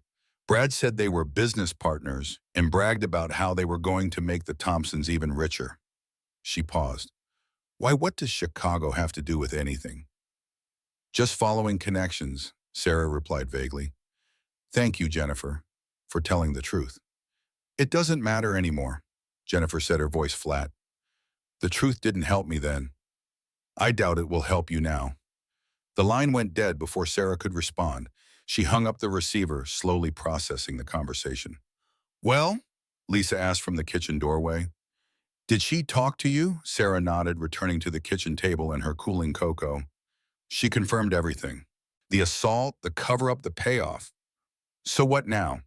We have confirmation, but no proof anyone would believe. I have the photographed document, Sarah reminded her, and Jennifer might be willing to make a statement eventually. Lisa shook her head skeptically. Eventually doesn't help us now, not with the Thompsons threatening your family. Sarah's expression darkened at the reminder. No, it doesn't. So what's the plan? Before Sarah could respond, a gruff voice interrupted from the kitchen doorway. Plan for what? Frank Collins stood there, more steady on his feet than his earlier demeanor would have suggested possible. His bloodshot eyes were clearer now, focused on Sarah with unexpected sharpness. Nothing, Dad, Lisa said quickly. School project. Frank ignored his daughter, his attention fixed on Sarah.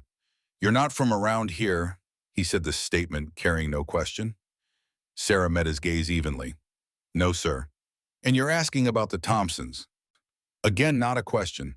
Lisa stepped between them, protective instincts overriding her usual deference to her father. Dad, leave it alone. Sarah's just... It's okay, Lisa, Sarah interrupted, still watching Frank. Your father and I should talk. Frank's eyebrows rose slightly, surprise momentarily displacing his suspicion. He moved to the refrigerator, extracting a can of beer with the practiced movements of long habit. So talk, he said, popping the tab and leaning against the counter. Sarah considered her options, weighing the risks of trust against the potential benefits of Frank's inside knowledge. After a moment, she reached into her jacket pocket and withdrew her small notebook. I've been collecting information on the Thompsons, she said, placing the notebook on the table. Their business dealings, their corruption, their cover-ups. Frank's expression didn't change, but his knuckles whitened around his beer can. Why, because they threaten my family, Sarah replied simply. And because they need to be stopped. A bitter laugh escaped Frank. Stopped by who? A couple of teenage girls. He gestured vaguely around the shabby kitchen. Look where challenging the Thompsons got me. Fired, blacklisted, drinking myself to death in this shithole town because I can't afford to leave. Dad? Lisa protested, hurt evident in her voice. Frank's expression softened slightly as he looked at his daughter. It's the truth, Lise. You know it as well as I do. He turned back to Sarah. Whatever you think you're doing, kid, stop now. The Thompsons don't just run this town, they're connected. Kansas City mob drug distribution networks across 3 states. I started pulling at those threads and they destroyed me. Sarah leaned forward, interest sharpening her gaze. What exactly were you investigating when they had you fired? Frank hesitated, years of enforced silence warring with the unexpected opportunity to finally tell his story. He took a long drink of beer, then set the can down with a decisive click. Missing evidence, he said finally. Cocaine mostly, sometimes cash from raids. At first, I thought it was just a bad apple in the department, maybe one of the younger officers skimming for personal use. But then I noticed a pattern. His voice took on the rhythms of a trained investigator giving a report. The missing evidence always came from busts that Chief Thompson personally supervised. And the amounts weren't small, we're talking kilos, hundreds of thousands in cash. Sarah nodded encouragement, careful not to interrupt his flow. I started tracking shipments, surveillance logs, arrest records. Built a case showing that drugs were coming in from Kansas City, getting seized in official raids, then disappearing from evidence and being redistributed through the Thompson network. Frank's expression darkened with remembered frustration. I took it to the state police, followed all the proper channels. Next thing I know, I'm being investigated for evidence, tampering myself. My own notes used against me, doctored to make it look like I was the one stealing. They framed you, Lisa said softly, the story clearly not new to her, but still painful to hear. Frank nodded grimly. Chief Thompson made it clear, resign quietly or face charges that would put me away for years. With Lisa to think about, he shrugged the gesture, conveying his impossible choice. I resigned. They stripped my pension, blacklisted me with every department in the region, and the investigation disappeared. But you kept your notes, Sarah asked. Your evidence? A shadow crossed Frank's face. They took everything. Official files, personal notes, photographs. Cleaned out my desk in my home office while I was being interrogated. Bitter regret colored his voice. I should have made copies, hidden them somewhere. But I believed in the system. Thought the truth would matter. Sarah absorbed this, her expression thoughtful. When was this? 2 years ago, Frank replied. Right after Lisa's mom left. Couldn't handle being married to a dirty cop, she said. The pain in his voice was raw despite the passage of time. And the Thompsons' operation? It's still running. Frank took another drink of beer. Far as I can tell, expanded probably. Last I heard they were moving into prescription drugs as well, diverting shipments meant for the pharmacy, selling them through high school dealers. His gaze sharpened on Sarah. Like Brad Thompson.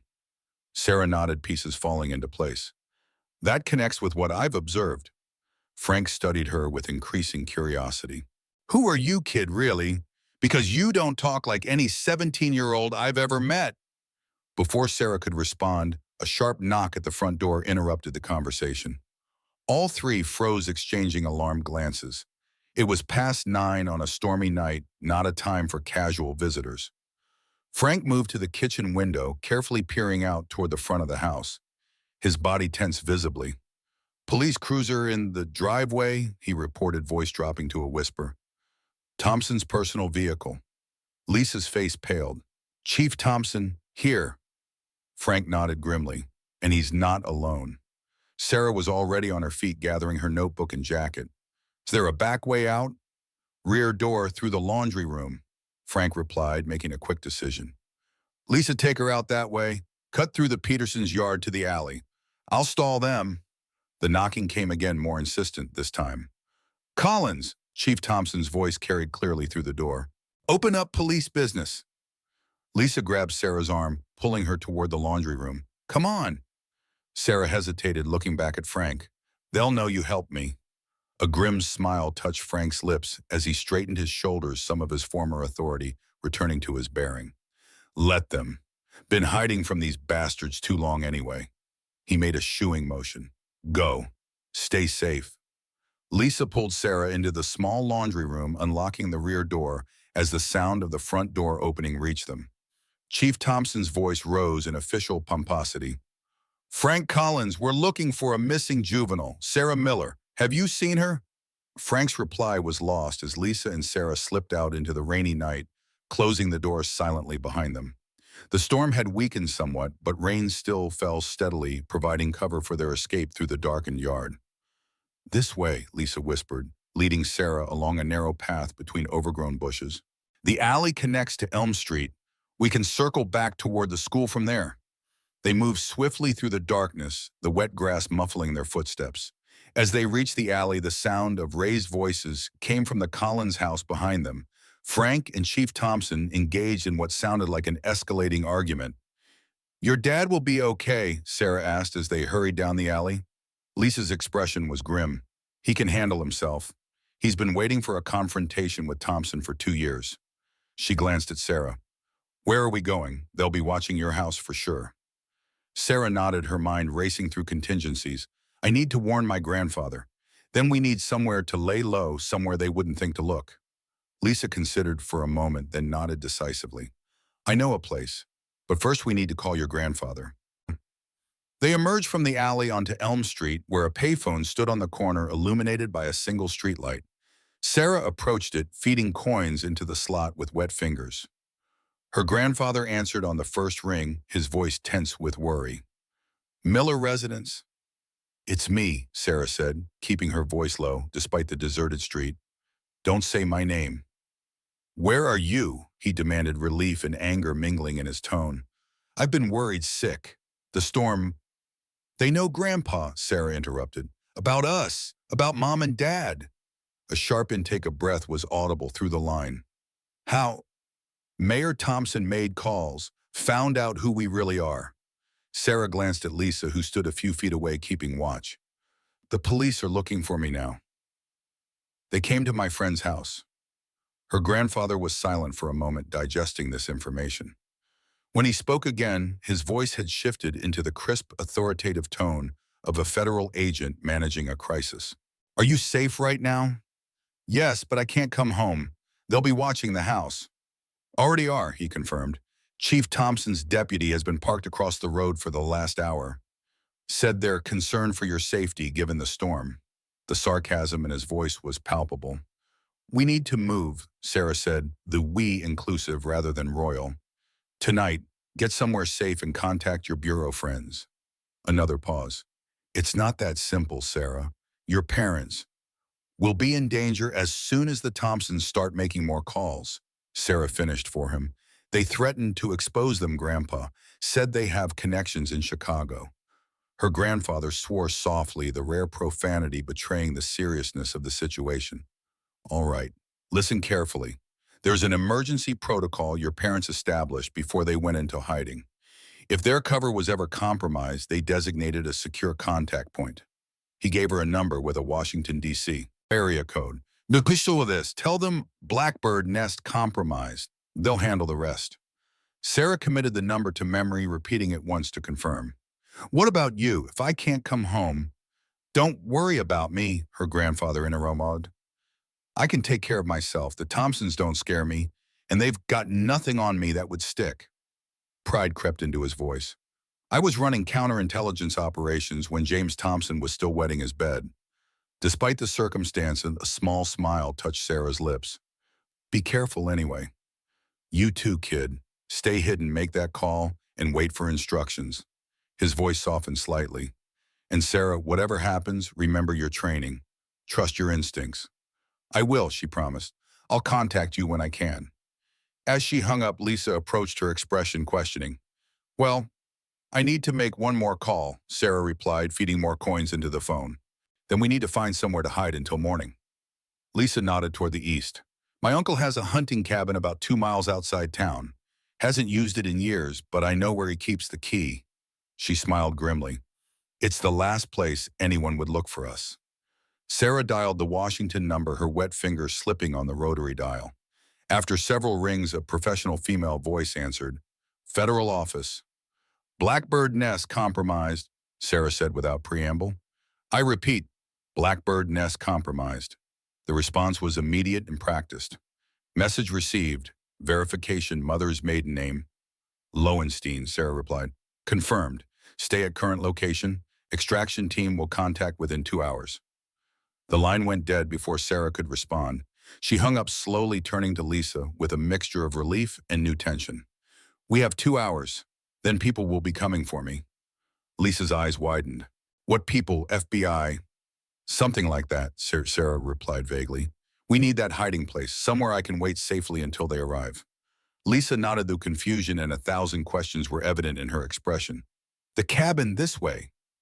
As they turned to leave, headlights swept the street behind them, a police cruiser moving slowly through the rain, its spotlight playing across buildings and parked cars.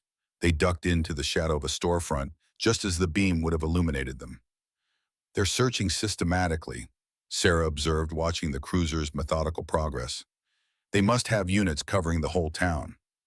Small town, Lisa replied grimly. Not many places to hide. The cruiser continued past their position without slowing, turning at the next corner to continue its search pattern. Once it was out of sight, Sarah and Lisa emerged from their hiding place, moving quickly toward the eastern edge of town. The rain had finally stopped, though water still dripped from trees and rooftops, creating a gentle percussion that masked their footsteps.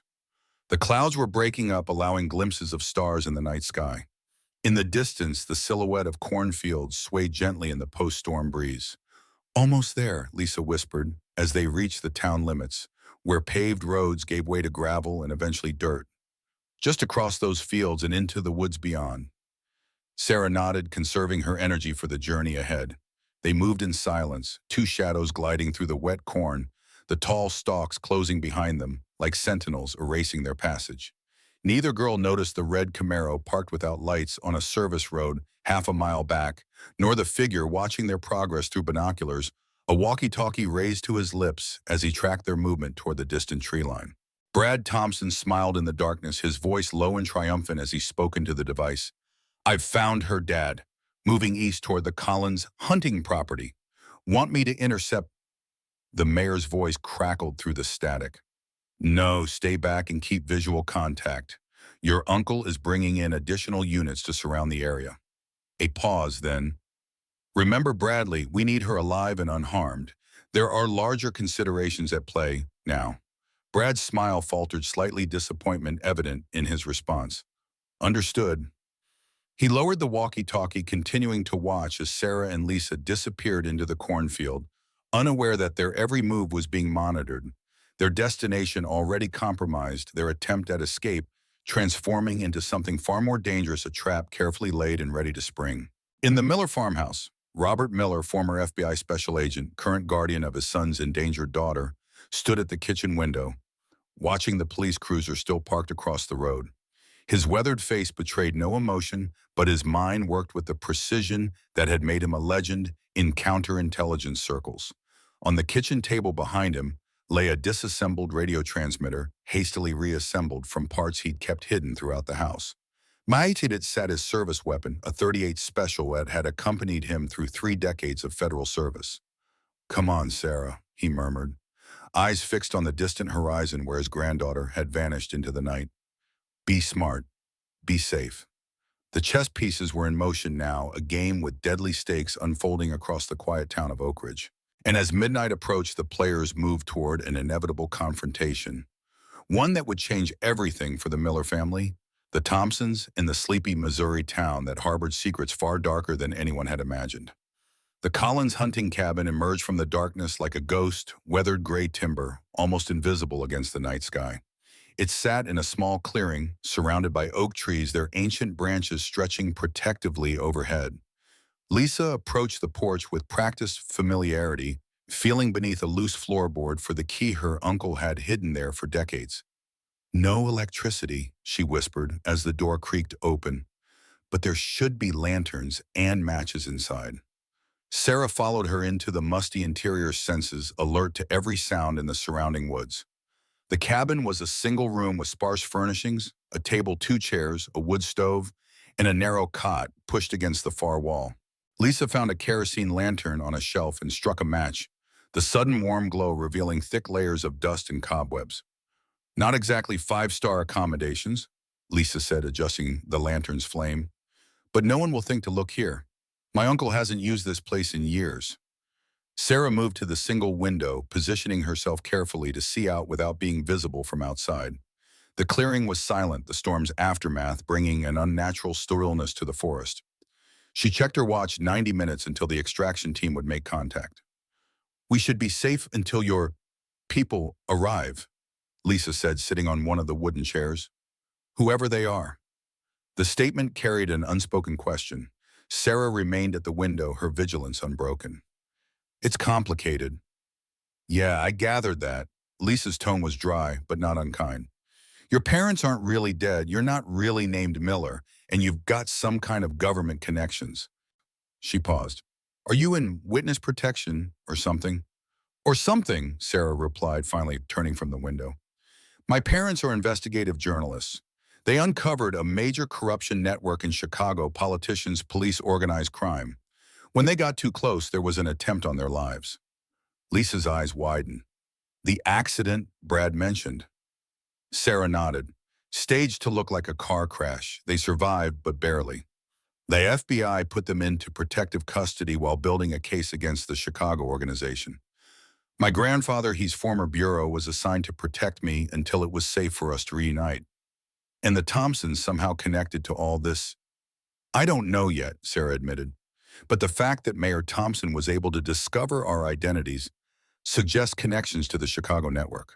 People with access to restricted information. Lisa absorbed this, her expression shifting from confusion to dawning comprehension. So when Brad threatened to expose your parents, he was threatening their lives, Sarah finished, whether he knew it or not. A twig snapped outside the sound, barely perceptible, but enough to send both girls into immediate silence. Sarah moved swiftly to the window again, her body tense as she scanned the darkened clearing. For several long moments, nothing moved. Then at the tree line, a shadow detached itself from the deeper darkness. A figure moving with careful deliberation crouched behind a fallen log at the edge of the clearing. Someone's out there, Sarah whispered, easing away from the window. At least one person, maybe more. Lisa's face paled in the lantern light. How no one knows about this place. Someone followed us, Sarah replied, her mind racing through possibilities.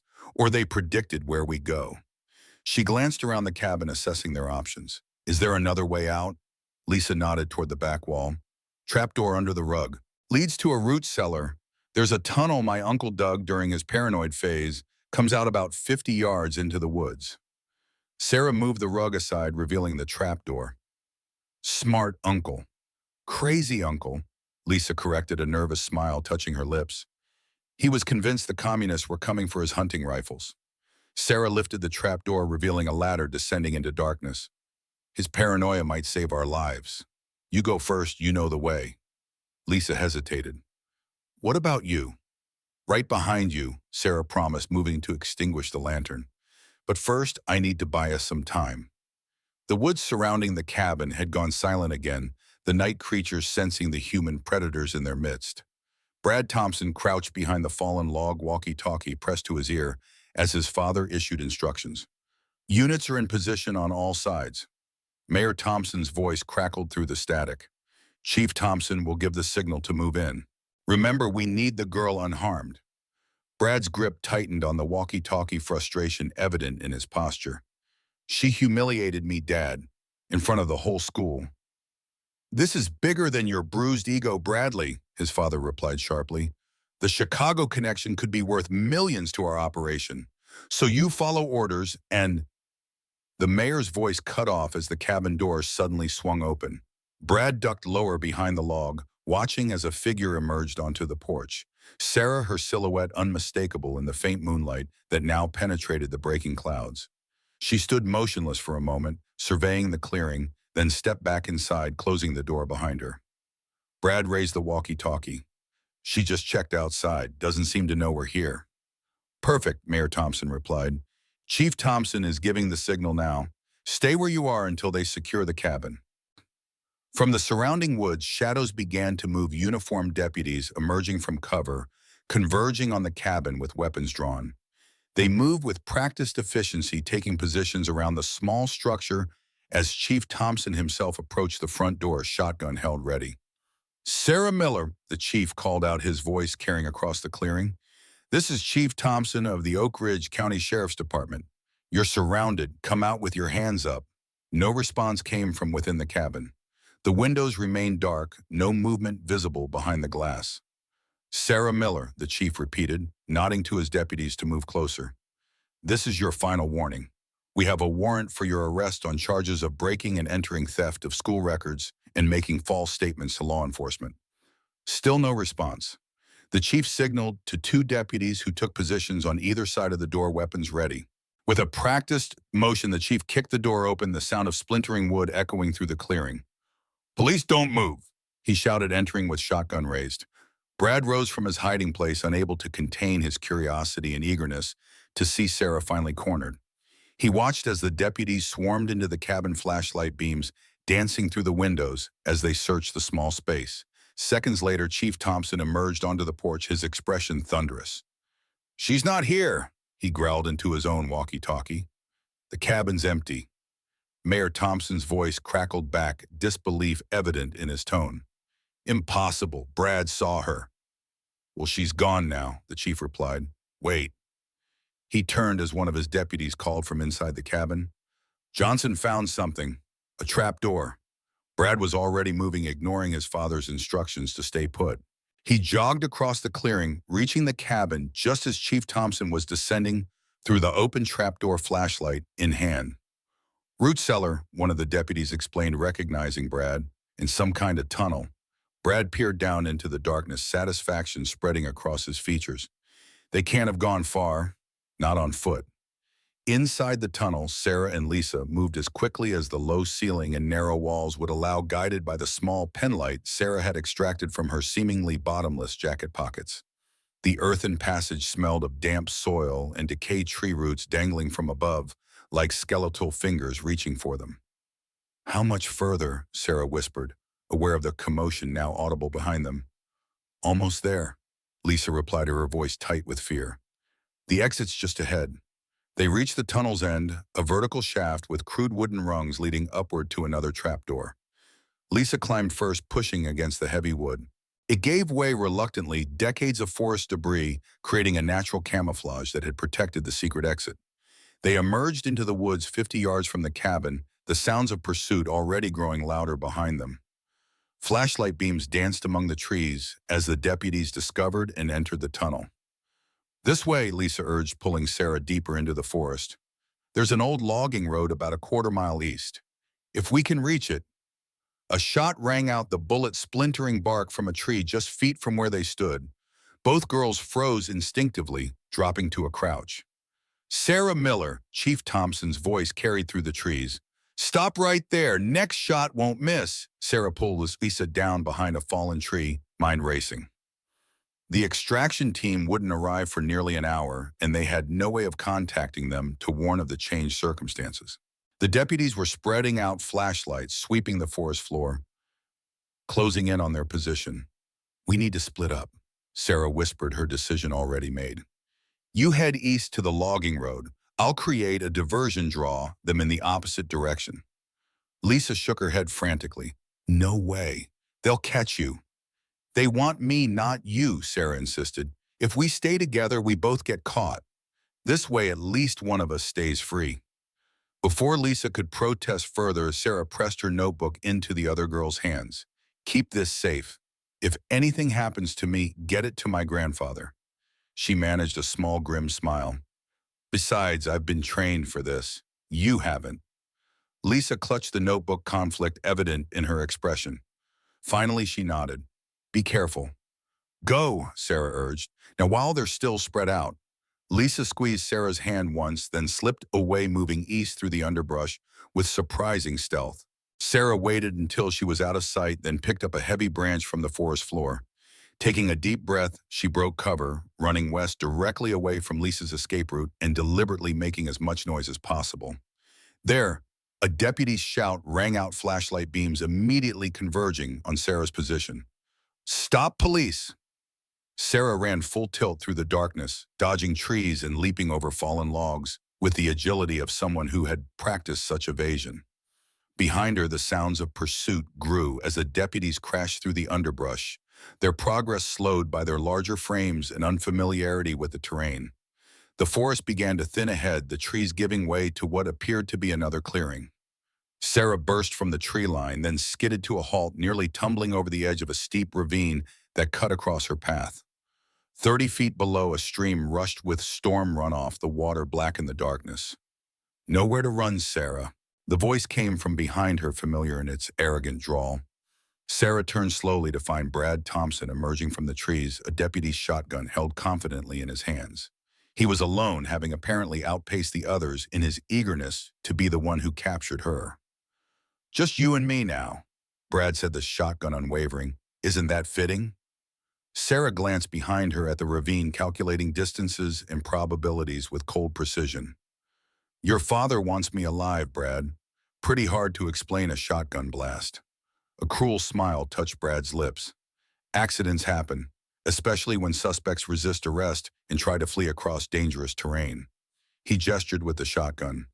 Now step away from the edge and put your hands up. Sarah remained where she was, the toes of her combat boots inches from the ravine's edge. You know I was telling the truth. About Jennifer. About your family's corruption. So what? Brad shrugged, taking a step closer. Truth doesn't matter in Oak Ridge. Power does. My family has it. You don't. Is that why you assaulted Jennifer, to prove your power? Brad's expression darkened. She wanted it. They all do. His grip tightened on the shotgun. Enough talking. Move away from the edge. Now. Sarah heard the deputies crashing through the underbrush behind Brad, their flashlights visible now, bobbing between the trees as they approached. Time had run out. You know what the difference is between you and me, Brad? She asked, taking a deliberate half-step backward, her heels now over the ravine's edge. Brad's eyes narrowed, the shotgun rising slightly. What? I'm not afraid to fall. With those words, Sarah leaned backward and dropped from sight, plummeting into the darkness of the ravine just as Chief Thompson burst into the clearing, shouting for Brad to hold his fire. Brad rushed to the edge, staring down into the darkness where Sarah had disappeared. The stream below churned with rainwater, its surface broken by rocks and fallen trees. In the poor light, it was impossible to see if Sarah had survived the fall. Damn it, Bradley! Chief Thompson grabbed the shotgun from his nephew's hands. Your father said we needed her alive. Brad continued staring into the ravine, his expression a mixture of shock and grudging admiration. No one could survive that fall, Uncle Bill. Not in that current. Chief Thompson keyed his walkie-talkie. Mayor, the subject went over the East Ravine. Likely drowned or swept downstream.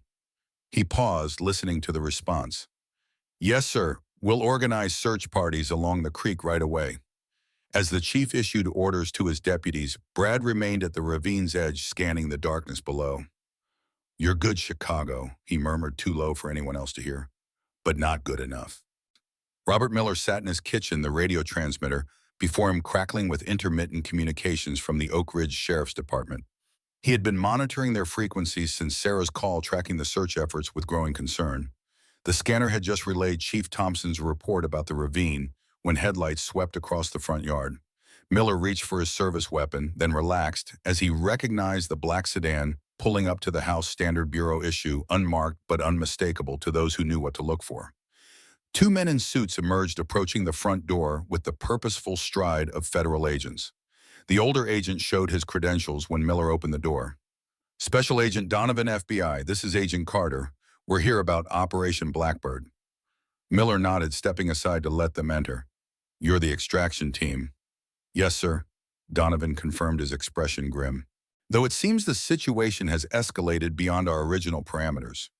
We've been monitoring the local police band. My granddaughter went over a ravine, Miller said, his voice steady despite the fear evident in his eyes. Trying to evade capture. Agent Carter nodded, already setting up communications equipment on the kitchen table. The Bureau has deployed tactical units to the area. If she's alive, we'll find her. When we find her, Miller corrected the steel in his voice, reminding the younger agents that they were addressing a legend in Bureau circles. Burroughs' survival training is top-notch. She's resourceful, intelligent, and has been preparing for this scenario for 2 years. Donovan exchanged glances with Carter, then nodded respectfully. Of course, sir, when we find her. He hesitated, then added, there's something else you should know. The Thompson case, it's connected to the Chicago investigation. That's why we responded so quickly to the Blackbird compromise. Miller's eyebrows rose. Connected how? Mayor Thompson appears to be a distribution partner for the Chicago organization, Donovan explained. His network handles rural distribution across 3 states.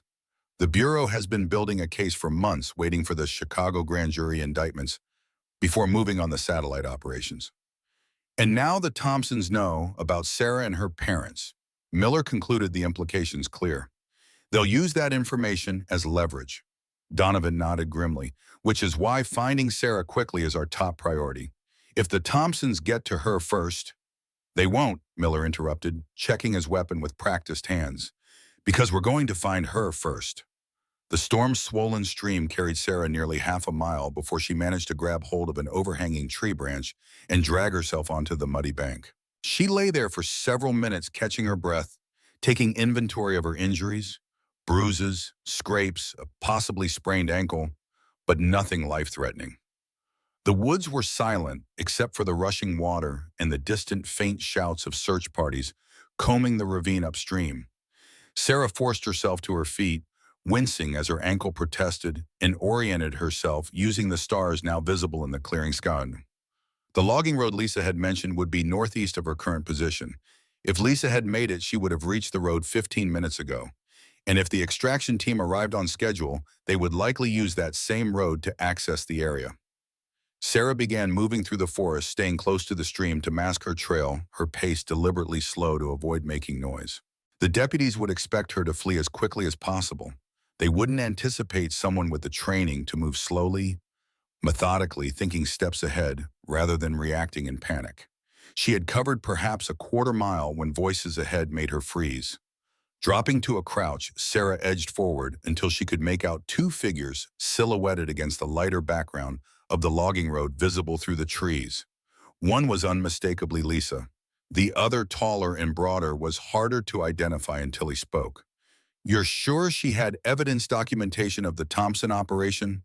Frank Collins asked, his voice clearer and more focused than Sarah had heard it at the house. The slurring, defeated cadence of the alcoholic was gone, replaced by the sharp tone of a law enforcement officer. "Yes," Lisa replied, holding up Sarah's notebook. "It's all in here. Everything she collected plus what Jennifer Martinez told her." Well, Frank took the notebook, flipping through it with the beam of a flashlight. "This is incredibly detailed. Names, dates, connections." He looked up, something like hope dawning on his weathered face. "This could be enough to reopen my investigation. With an outside agency this time, not the corrupt state police." The crack of a branch behind Sarah made her whirl, hands instinctively rising in a defensive posture. A beam of light blinded her momentarily, and she tensed, preparing to flee or fight. "Where a familiar voice gruff with emotion. "It's me, kid." The flashlight lowered, revealing her grandfather's face lined with worry, but blazing with relief. Behind him stood two men in suits, federal agents, their posture and bearing unmistakable. "Grandpa," Sarah breathed, the tension draining from her body as she limped forward into his embrace. Robert Miller held her tightly for a moment, then stepped back, professional concern replacing personal relief. "Are you hurt?" "Nothing serious?" Sarah assured him, glancing toward the logging road where Frank and Lisa now stood watching the reunion. "Lisa got away with my notebook. All the evidence is there." One of the agents, the older one, stepped forward. "Sarah Anderson, I'm Special Agent Donovan, FBI. We're here to extract you and your grandfather to a secure location." He glanced at Frank and Lisa. Them too, now that they're involved. Frank Collins straightened, something of his former dignity returning to his bearing. "I have information about the Thompson organization. Evidence that corroborates what's in Sarah's notebook." Donovan nodded. "We'll debrief you at the safe house. Right now, our priority is getting everyone out of the area before the local authorities expand their search perimeter." As if to emphasize his point, the distant sound of vehicles became audible, engines growling along the logging road from the direction of town. "Thompson's reinforcements," Sarah's grandfather said grimly. "They're not giving up easily." "Our vehicle is just up the road," the younger Agent Carter reported, checking his watch. "Tactical support is 10 minutes out. If we move now, we can be clear before they arrive." Donovan nodded agreement. "Let's move." He looked at Sarah with something like respect. "Your parents will be relieved to know you're safe. They've been worried." A flash of emotion crossed Sarah's face, the first true vulnerability she had shown since arriving in Oak Ridge. "They're okay, still secure." "They're fine," Donovan assured her, "and the Chicago grand jury is returning indictments next week. This is almost over." As they began moving toward the waiting federal vehicle, the sound of approaching engines grew louder. Headlights appeared around a bend in the logging road, illuminating the small group caught in the open. "Run!" Donovan ordered, drawing his weapon, as the lead vehicle, Chief Thompson's police cruiser, skidded to a halt 50 yards away. The group sprinted for the FBI sedan, parked further up the road, Sarah's injured ankle forgotten in the surge of adrenaline. Behind them, car doors slammed as the Thompsons and their deputies poured out, shouting orders to stop. "Federal agents," Donovan called back, his bureau credentials held high. "Stand down, Chief Thompson. These people are under federal protection." For a moment, it seemed the confrontation might end, their local law enforcement backing down in the face of federal authority. Then another vehicle pulled up Mayor Thompson's town car, and the balance shifted. "This is my jurisdiction, Agent," Chief Thompson shouted back, shotgun held ready but not quite pointed at the federal officers. "And I have warrants for 2 of those individuals." "Your warrants are superseded by federal witness protection orders," Donovan replied, his voice carrying the weight of law. "Stand down now or face obstruction charges." Mayor Thompson emerged from his car, Brad close behind him. The mayor's practiced political smile was nowhere in evidence as he approached, his expression cold and calculating. "Perhaps we can discuss this civilized," he called, stopping a cautious distance away. "There's been a misunderstanding." "The only misunderstanding," Sarah's grandfather replied, stepping forward beside Donovan, "is your belief that you can threaten my family and get away with it." Mayor Thompson's eyes narrowed. "Robert Miller, or should I say Robert Anderson, former Assistant Director of FBI Counterintelligence. I should have recognized you sooner. You should have stayed away from my granddaughter." Miller replied, his voice deadly quiet. "And you definitely should have stayed away from my son and daughter-in-law." The mayor's confidence faltered slightly. "We have powerful friends, in Chicago and elsewhere." "Not for much longer," Donovan interjected. "The Chicago organization is being dismantled as we speak. Grand jury indictments coming next week. Your powerful friends will be lucky to avoid life sentences." For the first time, genuine fear flickered across Mayor Thompson's face. Behind him, Brad stepped forward, anger overriding caution. "You're lying," Brad snapped. "My father's business partners assured him." Bradley Mayor Thompson cut him off sharply, but the damage was done. "Business partners," Sarah repeated, stepping forward despite her grandfather's restraining hand. "The same ones who helped you cover up what Brad did to Jennifer Martinez. The same ones who helped you frame Officer Collins for evidence tampering. The same ones who've been using Oak Ridge High School students to distribute prescription drugs across the county." Each accusation landed like a physical blow, the mayor flinching visibly. Chief Thompson's shotgun lowered slightly, uncertainty creeping into his posture as he glanced at his brother. "James," he questioned, doubt evident in his voice. "What is she talking about? What Chicago connections?" The fracturing of the Thompson alliance was visible in real time, the carefully constructed facade of small-town authority crumbling as the truth emerged. H.I. Carter seized the moment, moving swiftly to the FBI sedan and returning with a handheld radio. "Tactical units are 2 minutes out," he reported to Donovan. "Air support is inbound as well." The mayor's shoulders slumped, the fight visibly draining from him as he recognized the inevitability of his situation. "William," he said to his brother, "lower your weapon, it's over." For a tense moment, Chief Thompson seemed to waver, decades of loyalty warring with the realization of betrayal. Then slowly he lowered the shotgun. "All units stand down," he ordered his deputies. "Federal jurisdiction acknowledged." As if on cue, the distinctive sound of helicopter rotors became audible in the distance, growing louder as FBI tactical teams approached. The deputies began returning to their vehicles, the confrontation dissolving as quickly as it had formed. Only Brad remained defiant, his face contorted with rage as he stared at Sarah. "This isn't over," he spat. "You think you've won, but people like us always come back. Always." Sarah met his gaze, steadily unintimidated. "No, Brad, people like you don't come back from this. Your reign of terror over Oak Ridge ends tonight." The helicopter appeared overhead, its spotlight illuminating the scene in harsh white light as tactical teams deployed along the logging road, securing the area with practiced efficiency. Mayor Thompson and his brother were taken into custody, read their rights with the formal precision of federal procedure.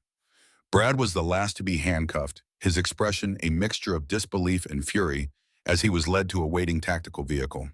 He twisted to look back at Sarah one final time, the question evident in his eyes. How had she done it? How had one girl brought down the Thompson empire in just 3 days? Sarah watched impassively, offering no answers. The truth was both simpler and more complex than Brad could comprehend. She had won, not through superior force or elaborate schemes, but through the one thing the Thompsons had never understood: the power of truth itself. Epilogue, 3 months later. Sarah Anderson sat in a federal courtroom in Kansas City watching as Mayor James Thompson and his brother William accepted plea deals in exchange for testimony against their Chicago connections. Brad Thompson, tried as an adult for drug distribution and witness intimidation, received 5 years in a minimum security facility, his sentence reduced in recognition of his own testimony against his father's operation. Beside Sarah sat her parents Michael and Elizabeth Anderson, no longer in hiding their investigative reporting, vindicated by the successful prosecutions their work had enabled. Robert Miller sat on her other side, his weathered face revealing the pride he felt in his family's courage and resilience. Frank Collins, reinstated to the police force with his record cleared and back pay awarded, had been named interim chief of the Oak Ridge Sheriff's Department. His first official act had been to contact Jennifer Martinez and formally apologize for the department's failure to properly investigate her complaint. As for Lisa Collins, she and Sarah maintained their friendship through letters and occasional visits. Lisa having decided to complete her senior year at Oak Ridge High, a school transformed by the fall of the Thompsons and the exposure of their corruption. The judge's gavel fell, the sentencing complete. As the Thompsons were led away, Sarah caught Brad's eye one final time. No words were exchanged, none were needed. The lesson had been taught and learned: power built on corruption, and fear would always eventually crumble before the weight of truth and justice. Outside the courthouse, Sarah paused on the steps, breathing deeply of air that felt somehow cleaner, fresher, now that the burden of hiding had been lifted. Her mother's arms slipped around her shoulders, a gesture of both protection and acknowledgement that such protection was no longer as necessary as it once had been. Ready to go home, her father asked a simple question carrying the weight of 2 years' separation and hardship. Sarah nodded, a genuine smile rare during her time in Oak Ridge, brightening her features. "Yes," she said simply, "I'm ready." As they descended the courthouse steps together, Sarah thought briefly of her first day at Oak Ridge High, the cafeteria, the tray of food, the moment when everything changed. How strange that something as simple as standing up to a bully could set in motion events that would bring down a criminal enterprise spanning 3 states. But then, wasn't that always how change began? With one person refusing to be intimidated, refusing to accept the status quo of fear and oppression. One person who, when food was thrown at her on day one, chose to flip the tray onto the leader's face, metaphorically and literally, rather than accept the role of victim. Sarah Anderson had entered Oak Ridge as a girl in hiding. She left as something else entirely, a young woman who had found her voice, her courage, and her purpose. The future stretched before her, now no longer shadowed by fear, but illuminated by possibilities. And for the first time in 2 long years, Sarah was looking forward to whatever came next.